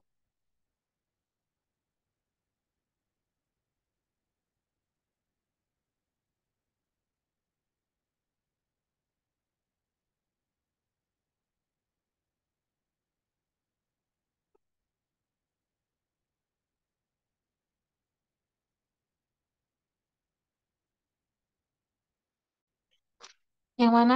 6, yakin 6?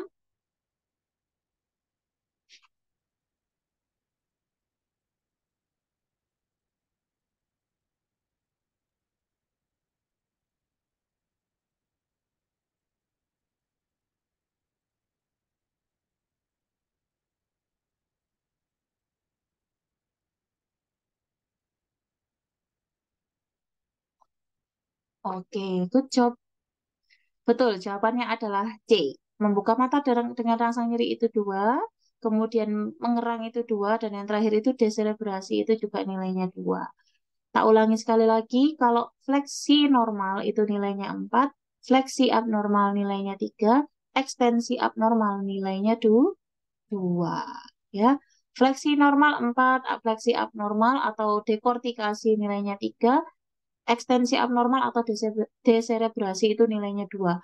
jaga-jaga aja karena beberapa soal itu ada yang menggunakan nama-nama lain ya. Jadi nggak make menarik kaki tak atau fleksi abnormal. Kadang dipakainya dekortikasi, kadang dipakainya deserebrasi kayak gitu-gitu. Nanti kalau teman-teman nggak tahu kan eman kalau sampai salah ya. Satu poin ini juga eman sekali kalau sampai salah GCS itu karena mudah. Oke, kita lanjut ya. Nomor 22. Seorang perempuan datang ke IGD dengan keluhan sesak nafas dan nyeri pada dada. Hasil pemeriksaan tekanan darah 90/60, heart rate 110, RR-nya 28, T-nya 37. Terdapat sianosis serta deviasi trakea. Saat ini dilakukan auskultasi pada paru kanan tidak terdengar suara nafas. Apakah tindakan yang bisa dilakukan untuk mengatasi kondisi seperti ini? Kira-kira yang mana?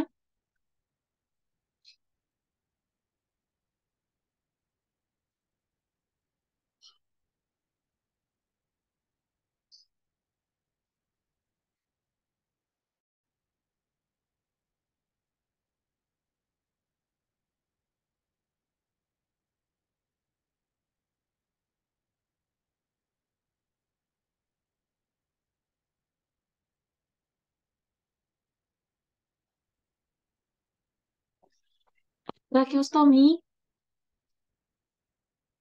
Hmm? Kok tracheostomi? Kenapa bisa tracheostomi? Kok tracheostomi? Aku terkejut.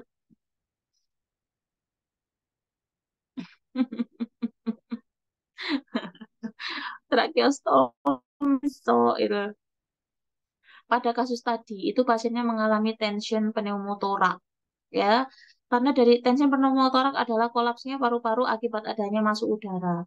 Nah, tanda gejalanya kesulitan bernafas, nyeri dada, peningkatan denyut jantung, sianosis, kardi dan hipotensi, deviasi trakea, dan hilangnya suara nafas di salah satu lapang paru. Sampai 35 soal, Kak Jazuli. Jadi tadi kan ada dua ya, yang deviasi trakea ada dua. Yang satunya tadi apa? Yang trakeanya deviasi juga apa? Satunya penyakitnya apa tadi? Ayo, penyakitnya apa tadi yang ada deviasi trakea? Yang suaranya kalau diauskultasi hilang juga atau redup? Ayo, apa? Apa? No, no, open pneumotorax, bukan. Tamponade jantung. Jadi cara membedakan tamponade jantung dengan tension pneumotorax adalah kalau tamponade jantung itu sama-sama deviasi trakea tapi suara jantungnya melemah. Kalau tension pneumotoraks sama-sama dia deviasi trakea, tapi suara nafasnya itu hilang di salah satu lapang paru. Ya, karena apa? Paru-parunya mengecil satunya, kayak gitu. Makanya pas waktu diauskultasi suara nafasnya hilang. Oke, nah di sini kalau terjadi tension pneumotoraks, tata laksana yang harus kita lakukan adalah kita lakukan needle decompression pada interkostal 4 dan 5 bagian anterior ke garis mid axilla. Jadi tata laksananya adalah ini. A. Ulang Kak perbedaannya. Perbedaan tamponade jantung dengan tension pneumotorak itu dari suara nafas dan suara jantung. Kalau tamponade jantung itu yang redup suara jantungnya, duk duk duk duk duknya itu suaranya redup. Kalau yang tension pneumotorak itu suara nafas parunya ya. Suara parunya itu yang meredup juga atau bahkan hilang. Jadi nggak kedengeran kalau kita lakukan auskultasi. Begitu, bosku. Kalau terjadi tension pneumotorak, tata laksananya sudah paten dilakukan needle decompression pada interkosta 4 dan 5 bagian anterior ke garis mid axilla. Gitu. Hafalkan ya. Hafalkan. Ciri-cirinya tadi. Oh, tension pneumotorak berarti needle decompression. Kalau tamponade tindakannya apa, Kak? Perikardiosintesis, sayang. Oke, kita lanjut ya. 23. Seorang pasien, ini udah biasa nih ya, seorang pasien terpasang WSD sudah 3 hari dan akan dilakukan perawatan selang dada. Perawat menjelaskan tujuan dan menyiapkan alat-alat. Perawat sudah mencuci tangan dan memakai sarung tangan. Dan memakai sarung tangan membuka set WSD baru. Tindakan apa selanjutnya yang akan dilakukan oleh perawat? Kira-kira yang mana? Ayo, kira-kira yang mana?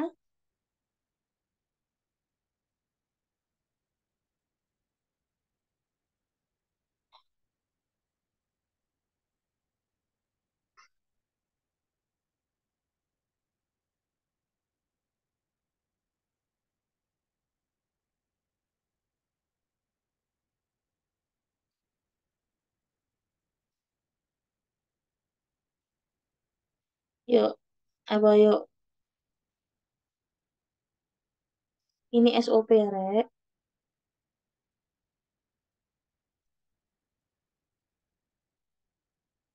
Jawabannya adalah, betul, jawabannya adalah A. A ya, Rek ya. Tadi sudah membuka set yang baru ini, tak gedekan ya. Sudah buka set yang baru itu nomor 8, ya. Selanjutnya adalah isi botol WSD dengan cairan steril hingga ujung selang terendam 2 cm, baru klem selang dada dan selang WSD, lepaskan sambungan, dan lain sebagainya.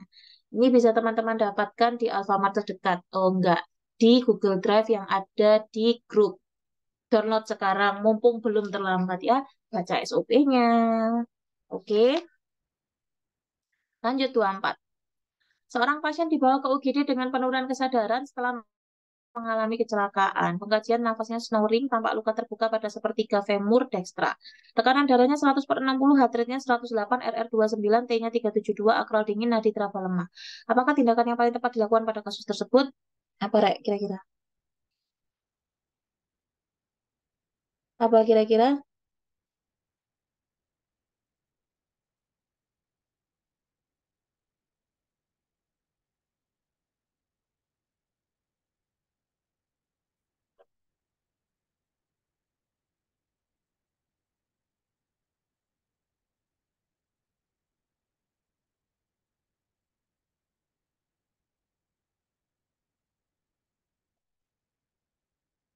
Apa?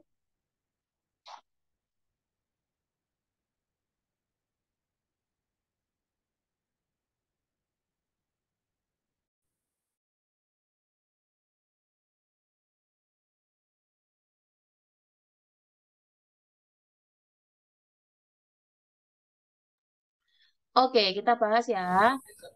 Nah, di sini tata laksana pada pasien trauma menggunakan prinsip ABC. Yang pertama kita pastikan airway pasiennya itu clear terlebih dahulu. Kalau ada gargling, snoring ataupun stridor ya kita tata laksana sesuai dengan gangguannya. Kemudian kalau airway sudah clear, kita masuk ke breathing.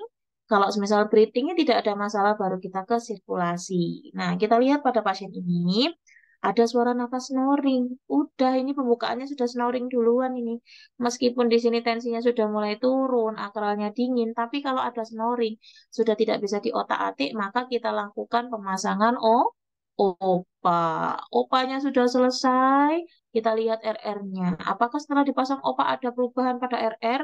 Ternyata RR-nya masih sama, Kak. Boleh kita tata laksana pemberian bantuan nafas boleh. Kok bantuan nafas, pemberian oksigen maksudnya. Kalau semisal sudah selesai, baru kita ke sirkulasinya. Kayak gitu, yes.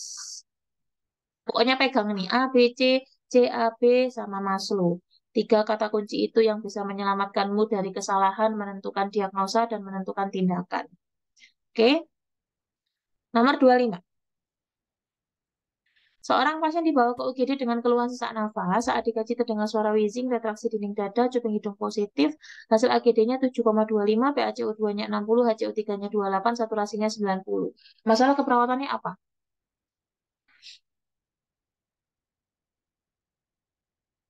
Ayo, bacaan dulu. Bacaan dulu.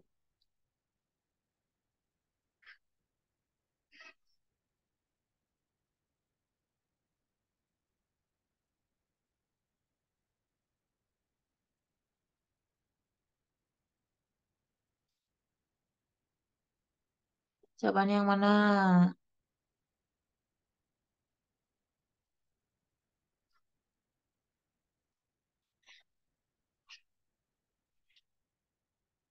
Jawabannya adalah C. Betul. Nah, kita analisa datanya ya. Kita analisa datanya. Pola nafas tidak efektif itu datanya ada sesak nafas, retraksi dinding dada, sama cuping hidung positif.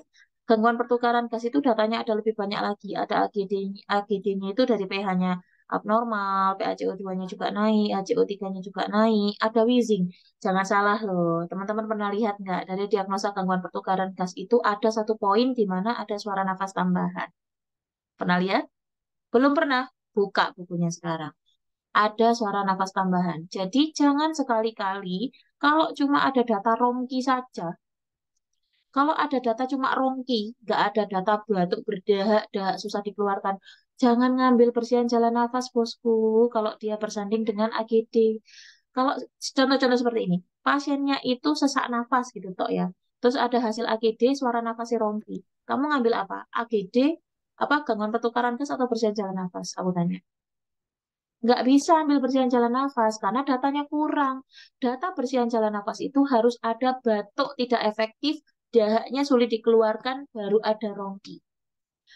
Kalau semisal cuma rongki tok, ya gak iso, ya nggak bisa. Itu bisa masuknya ke gangguan pertukaran gas.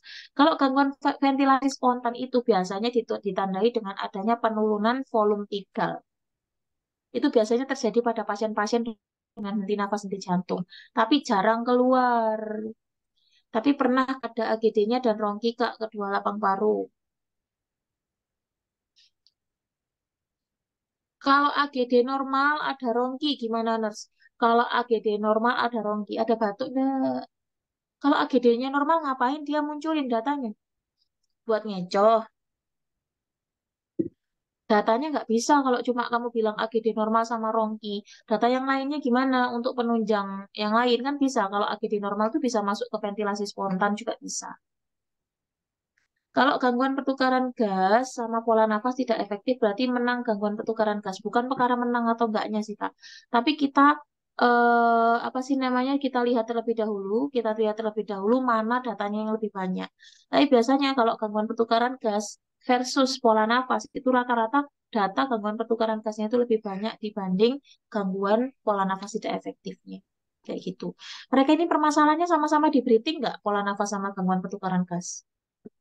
Sama-sama di breathing atau tidak menurut teman-teman? Pola nafas sama gangguan pertukaran gas itu sama-sama di breathing atau salah satunya ada di airway? Sama, betul, sama.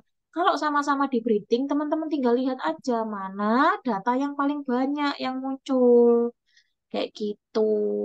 Itu yang kamu atasi, apalagi kalau semisal pH-nya nggak normal. Kalau pH nggak normal bisa diambil gangguan pertukaran gas, betul. Kalau pH-nya normal itu lebih mengarah ke ventilasi spontan. Kalau nggak salah seperti itu.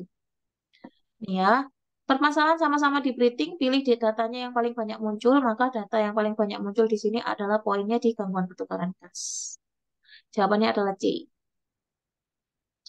Lanjut. Seorang laki-laki usia 50 tahun diantar ke UGD rumah sakit oleh keluarganya dalam keadaan tidak sadarkan diri, pasien jatuh di kamar mandi. Oke. Ini terdengar suara mengorok, apakah masalah keperawatan utama pasien di atas? Kira-kira apa?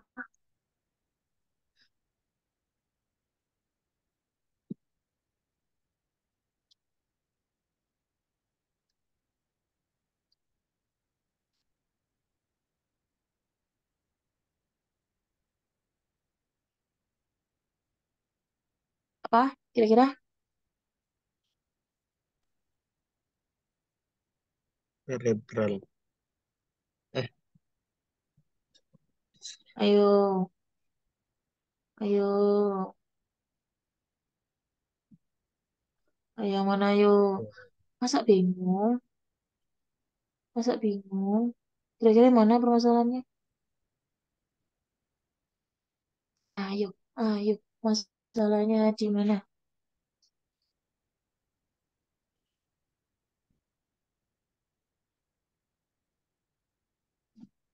ABC. Kesadaran tuh masuk di mana sih, Rek? Tak tanya. Kalau di ABCDE sampai ABCDEF kalau nggak salah. Kesadaran tuh di mana? Kesadaran tuh di poin apa? Di apa? Di mana? Di D ya. Kesadaran tuh GCS itu masuk ke D, Rek. Heeh, ya, masuk di D sayang. Kalau semisal dia ada di D sama permasalahannya ada di A, ya menang A dong. Kalau ukurannya itu A, B, C, D, E, F, ya. Di sini terdengar suara mengorok. Mengorok tadi suaranya apa? Berarti snoring. Kalau snoring itu sumbatan parsial. Permasalahannya adalah di airway, maka diagnosa yang paling tepat adalah bersihan jalan nafas tidak efektif. Ya, oke. Seperti biasa, ABC. Oke. Kalau masih belum paham ABC, bilang loh, Rek. Kak, aku nggak paham, Kak. Maksudmu ABC itu apa sih? Itu bilang, oh ya. Ojo diam-diam aja ya. Nanti kamu salah alamat lagi. Kita lanjut nomor 27. Pada saat saudara melakukan ronde keperawatan di bangsal sebuah rumah sakit, didapati seorang pasien menderita GGK terlihat pingsan. Perawat langsung melakukan pengecekan respon pasien dan ternyata pasien tidak sadar, lalu perawat berteriak mengaktifkan kode biru. Kak, kecepatan. Yang mana? Yang mana Kak Esti? Apakah tindakan selanjutnya yang harus dilakukan oleh perawat? Yang tadi tak Kak, yang awal tak? Ini kok feelingku kayaknya jawabanku salah deh. Coba sih, nanti kita lihat jawabannya. Kira-kira jawabannya apa, Rek?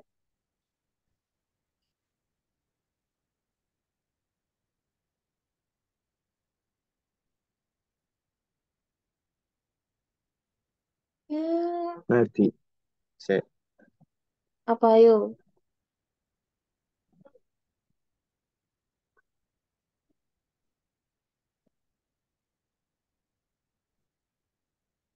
berarti Apa?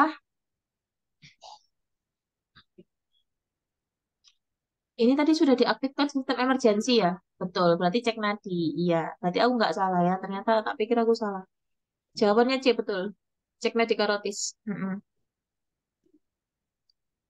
Nih, dia di sini ya, pengecekan respon, Pak, Bu, ya, nggak ada respon. Kemudian kita berteriak kode biru gitu kan. Nah, habis kode biru itu kan sudah masuknya di S ya. DRS setelah S itu berarti C. Kalau C itu berarti nadi karotisnya terlebih dahulu, ada nadi atau tidak selama 5 sampai 10 detik. Kalau memang tidak ada, kita lakukan RJP. Begitu ya. Nih ya. Tidak ada respon, aktifkan sistem emergency, cek nadi 5 sampai 10 detik. Kalau tidak teraba, lakukan RJP. Bagaimana? Clear kah, teman-teman? Clear ya? Ini basic sekali. Kita lanjut nomor 28. Seorang perempuan dibawa ke IGD dengan luka bakar akibat tersiram air panas. Hasil pengkajian pasien mengalami luka bakar sebesar 50%. Dengan tekanan darahnya 90 per 60, heart rate 110, RR 30 kali per menit, akral dingin. Apakah jenis cairan yang pertama kali diberikan pada kasus tersebut? Kira-kira yang mana? Cairan pertama kali loh ya. Cairan pertama kali. Ayo, cairan resusitasi yang paling sering digunakan untuk pasien dengan luka bakar, diare, muntah, mual itu apa? Eh, masuk NaCl sih? Yakin tau kok NaCl tuh. sharing, sharing, sharing, Di sharing. rumah sakit itu ada tak? Kalau pasiennya datang itu langsung dikasih NaCl. Enggak ah. Ayo, yang apa yang dikasih? Dek, ambilin ini, Dek. Pasiennya baru datang. Dek, ambilin ini, Dek. Apa? Ah? Asering. Iya, RL betul, Kak Andi betul, RL biasanya. Tapi kadang-kadang kalau RL nggak ada aseringnya. Cairan resusitasi yang pertama kali diberikan atau adalah cairan kristaloid. Utamanya itu biasanya asering yang digunakan penggantian pertama dari cairan yang hilang akibat diare, muntah, kemudian luka bakar, itu biasanya pakai asering. Kalau yang ditanyakan cairan yang tepat pada pasien dengan kehilangan cairan akibat luka bakar, itu kita pakainya albumin. Kenapa? Karena albumin itu cairannya cairan jenis koloid, molekulnya lebih besar dan bisa bertahan lebih lama dalam sirkulasi sehingga bisa memaintenance agar pasiennya itu tidak sampai terjadi shock ya. Karena kan kehilangan cairan terus luka bakarnya tadi luasnya 1%. Berarti itu kan hampir setengah badannya. Penguapannya bisa lebih cepat, IWL-nya ya, IWL-nya cepat, kemudian cairannya banyak yang hilang, bisa berpotensi mengalami shock. Maka kalau pertanyaannya cairan yang diberikan yang tepat untuk pasien dengan luka bakar seperti ini adalah teman-teman bisa berikan albumin. Tapi kalau cairan yang pertama kali diberikan itu kasih kristaloid. Nah, jenis kristaloid yang cocok untuk mual muntah, diare, dehidrasi, ataupun luka bakar itu kita pakainya asering atau bahkan bisa pakai RL gitu. Kita lanjut. Ini triase apa nih ya? Oh, triase IGD. Seorang perempuan dibawa ke IGD akibat penurunan kesadaran setelah tertancap besi pada dada. Tekanan darahnya 90 per 60, heart rate 110, RR-nya 28, T-nya 36,3. Terjadi perdarahan hebat. Masuk ke triase apa kira-kira?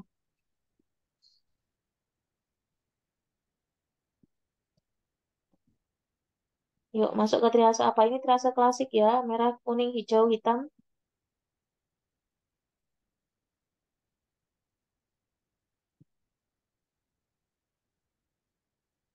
Where is it? Where?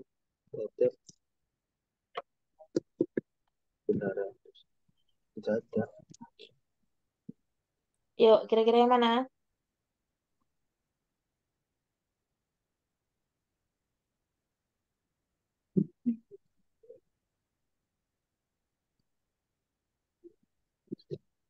Berem. Bukannya merem, Kak. Berem. Berem apa nih? Uap, Bang. Apa sih kira? Uap, Bang. Oh alah, bahasa lainnya merah gitu tak maksudnya. Iya, betul. Ini maksudnya merah ya. Karena ini pasiennya sudah perdarahan hebat, kondisinya shock, harus segera ditangani. Jika tidak, pasien masuk ke dalam kondisi shock, maka permasalahannya adalah di merah. Resusitasi atau di zona merah, triase merah. Gitu ya. Triase abang. Kita lanjut. Tadi penjelasan triasenya sudah ya. Seorang laki-laki usia 50 tahun ditemukan tergeletak di lantai bawah bangunan sebuah gedung. Korban jatuh dari lantai 3 gedung yang sedang dibangun dan runtuh. Korban membutuhkan pertolongan di tempat yang aman, maka korban harus dipindahkan. Bagaimana cara yang tepat memindahkan korban tersebut bila saudara berada di tempat itu? Kita biarkan saja. Ayo, jawaban yang mana?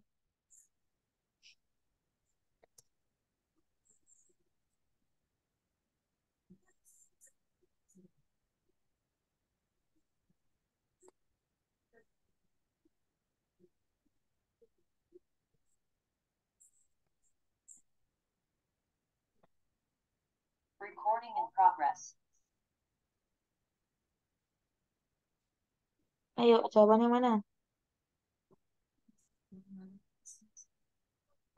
Jawabannya adalah betul.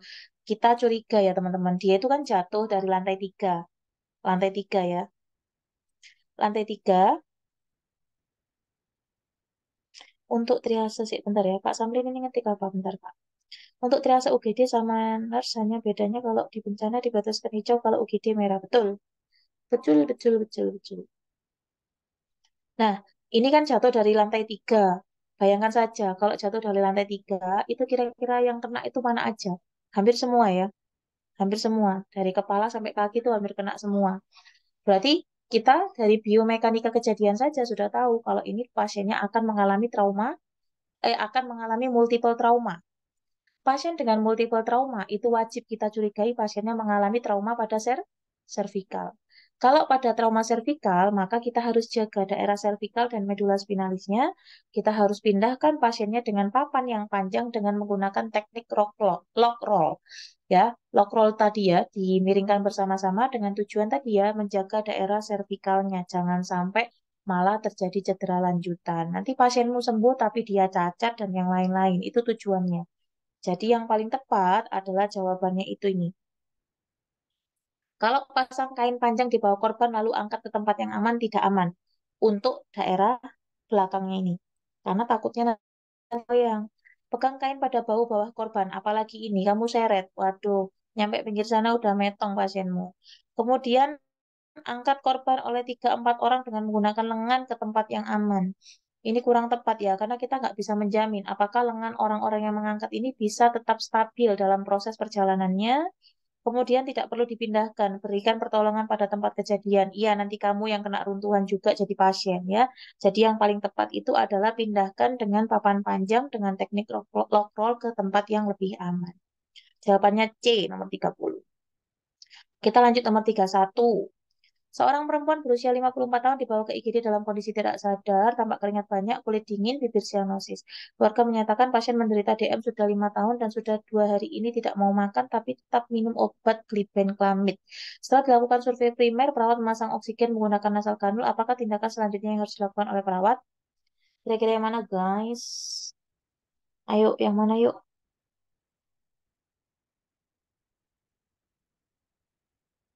Ayo, yang mana?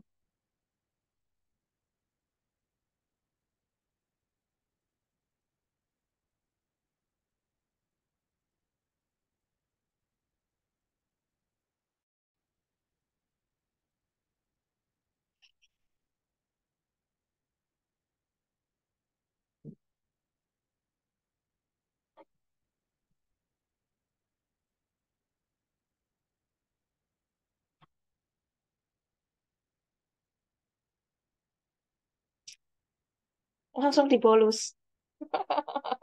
Lucu, lucu. Ayo, Rek, sing kenal lah. Sing kenal lah.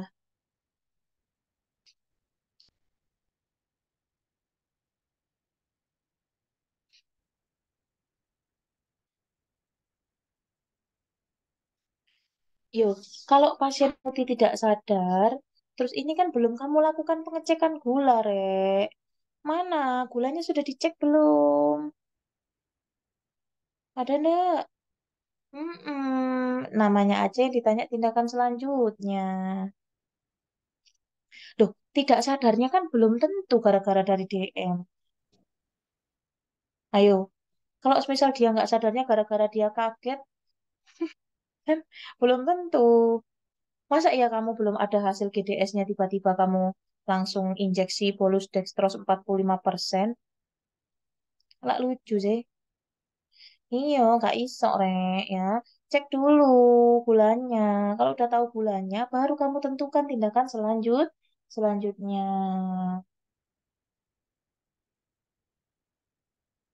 Ya, nggak GDS-nya ajaib, nurse 8. Iya nih, yang kebiasaan bikin data ajaib ini kan bingung ya. Nih ya, Beb, hipoglikemi ini tata laksananya. Yang pertama, teman-teman, terngiang-ngiang dengan si bolus nurse. Kamu lebih baik terngiang-ngiang dengan suaraku ya. Pasien hipoglikemi, ingat ya, ini yang sering teman-teman salah. Tentukan dia sadar atau tidak. Kalau pasiennya sadar, kasih minum manis. Kalau nggak sadar, baru dibolus. Bolusnya pun dextrose-nya bukan 45% sayang, tapi 40% IV 50 cc. Oke. Setelah itu baru ganti infusannya dengan dextrose 10% 6 jam per polef, terus pantau gula darahnya setiap setengah jam. Belum sadar lagi, gula darahnya masih di bawah 100, kita cek lagi gula darahnya masih di bawah 100, maka ulangi pemberian dextrose 40%-nya. Ya, masih nggak sadar juga, nurse. Oke, kita ulangi pemberian bolus dextrose-nya tadi sambil kita pantau glukosa darahnya setengah jam kemudian.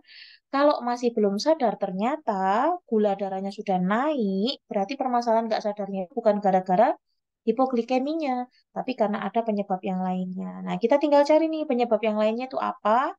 Kemudian sambil kita mencari penyebab yang lain, kita suntik hidrokortison 100 mg per 4 jam selama 12 jam saja, berarti cuma 3 kali pemberian, ataupun bisa juga pakai Dexa, ataupun bisa juga pakai mannitol.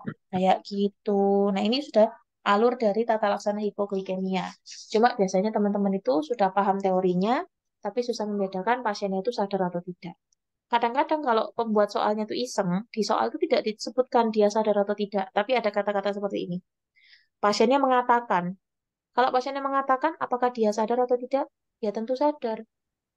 Ya, jadi lebih cermat dan hati-hati dalam membaca soal. Gitu ya. Karena ada beberapa pembuat soal tuh yang bikinnya itu bikin kamu pusing. Oke, kita lanjut nomor 32. Seorang laki-laki berusia 47 tahun tiba-tiba mengalami henti jantung. Ketika perawat hendak melakukan RJP, keluarga menolak. Kemudian perawat UGD tidak melakukan RJP. Apakah prinsip etik yang telah dilakukan perawat di atas? Kira-kira yang mana? Mau RJP, nggak dibolehin keluarganya. Din, otonomi. Singkat saja. Singkat saja. Panggil Kak Gem.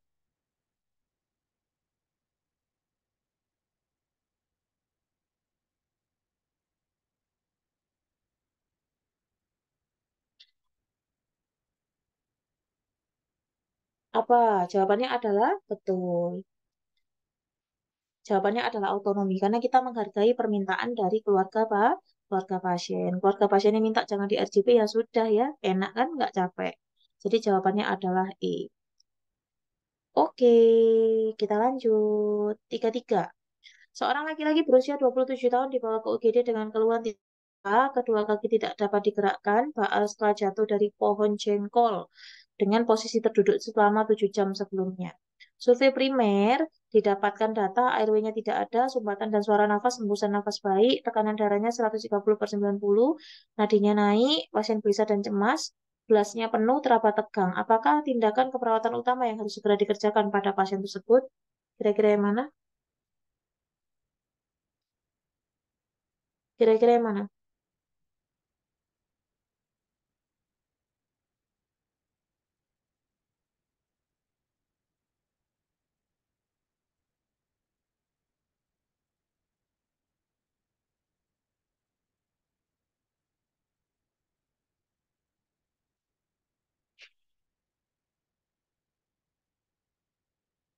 Yang mana jawabannya?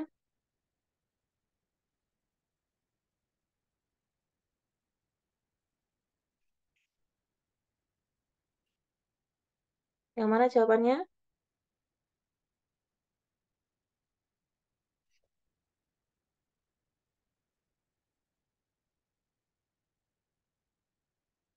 Oke. Jawaban yang paling tepat dilakukan adalah karena pasiennya gelisah dan tampak cemas, belasnya penuh dan teraba tegang, maka kita lakukan pemasangan kateter urin. Jawabannya adalah D. Nih ya. Survei primernya ini nggak ada masalah airway-nya, nafasnya nggak ada masalah, hembusan nafas baik, tensinya juga nadinya aja yang agak sedikit naik karena pasiennya kan posisinya cemas. Kemudian di D, D itu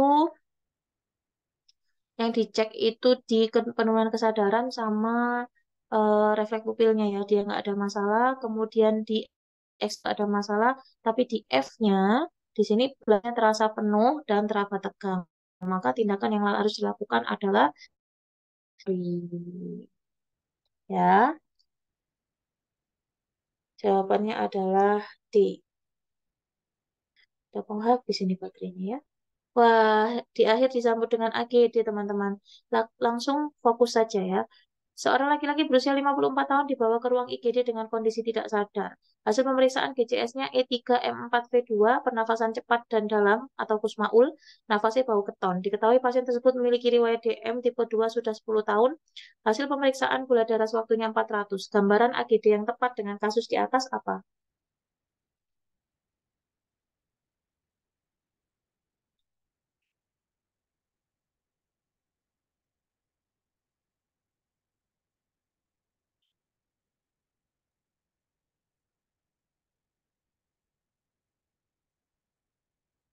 Kenapa? Yang mana?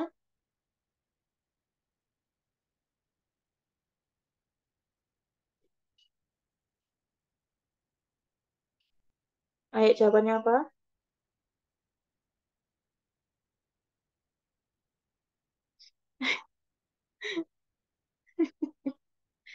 Kurang paham soal tak kebalik gini rasanya otak pun ikut kebalik. Jadi kalau ketemu soal seperti ini teman-teman harus paham.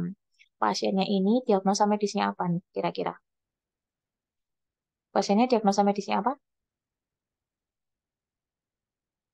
KAD. Wih, pinter Kak Awanis. Pasiennya ini mengalami KAD atau ketoasidosis diabetikum atau kegawat daruratan pada pasien dengan hiperglikemia. Pasien dengan KAD itu ada triasenya. Ya, triasenya itu salah satunya pasiennya itu yang pertama nafasnya bau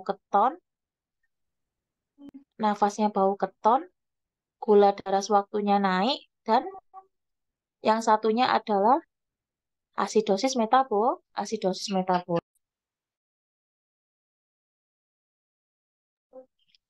Maka di sini kita tinggal cari aja yang datanya asidosis metabolik itu yang mana.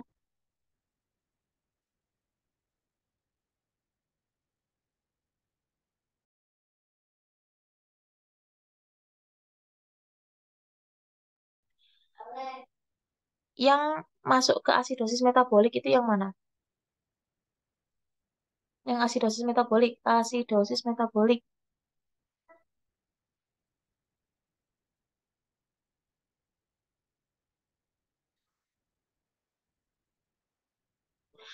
Asidosis metabolik itu, nah,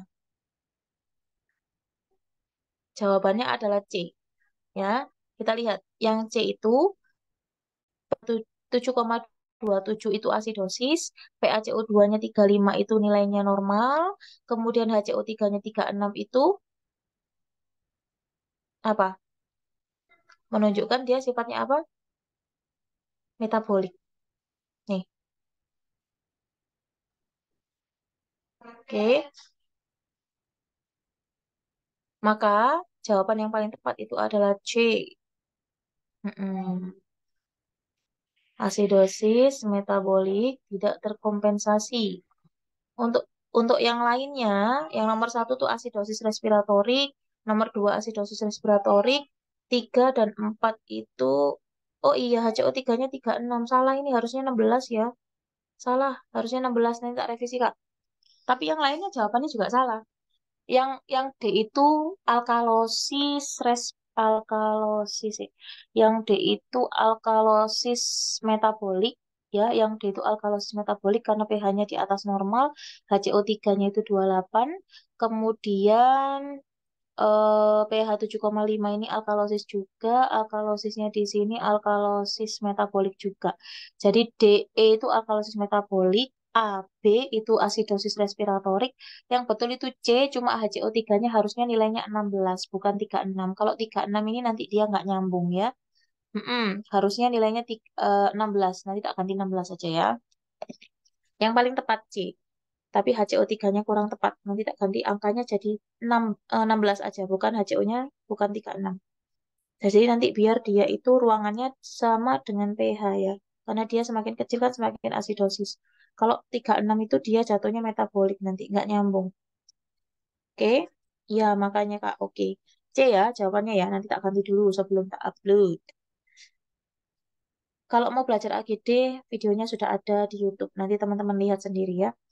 AGD itu gampang. Yang penting ngerti gitu aja. Nomor 35. Seorang laki-laki berusia 18 tahun dibawa ke UGD oleh orang tuanya karena kecelakaan. Dari pemeriksaan didapatkan fraktur tertutup sepertiga distal tibia kanan. Selain itu, pasien mengeluh nyeri di sekitar fraktur dan terlihat hematom. Tindakan yang dilakukan perawat adalah melakukan pembidaian sementara setelah dibidai. Manakah tindakan utama yang sebaiknya Anda lakukan? Kira-kira apa? Kalau habis dibidai, sebetulnya untuk pre dan post bidai itu ada pengecekan motorik, sensorik, sama apa? Pulsa, pulsasi, pulsasi, motorik, dan sensorik. Nah, jawabannya adalah C ya. Pembidaian itu dilakukan sebelum dilakukan kita cek pulsasi distal area fraktur dulu untuk mengetahui apakah memang tidak ada masalah di pulsasinya. Kemudian setelah dilakukan pembidaian dicek kembali apakah setelah dibidai itu mempengaruhi atau tidak dari pulsasi distal area fraktur. Kalau setelah dibidai ternyata pulsasi distalnya itu menurun, maka kita bisa simpulkan ikatan bidai kita ini terlalu kuat. Kalau terlalu kuat ya harus dikendorkan sedikit seperti itu. Paham nggak kira-kira? Jadi ceknya itu cek PMS, pulsasi, motorik, dan sensorik. Kalau semisal di sini hanya yang disebutkan pulsasinya boleh. Untuk motorik sensoriknya biasanya mengikuti. Kalau pulsasinya normal, otomatis motorik sensoriknya juga ikutan normal. Kayak gitu, Rek. Ada yang mau ditanyakan? Cukup?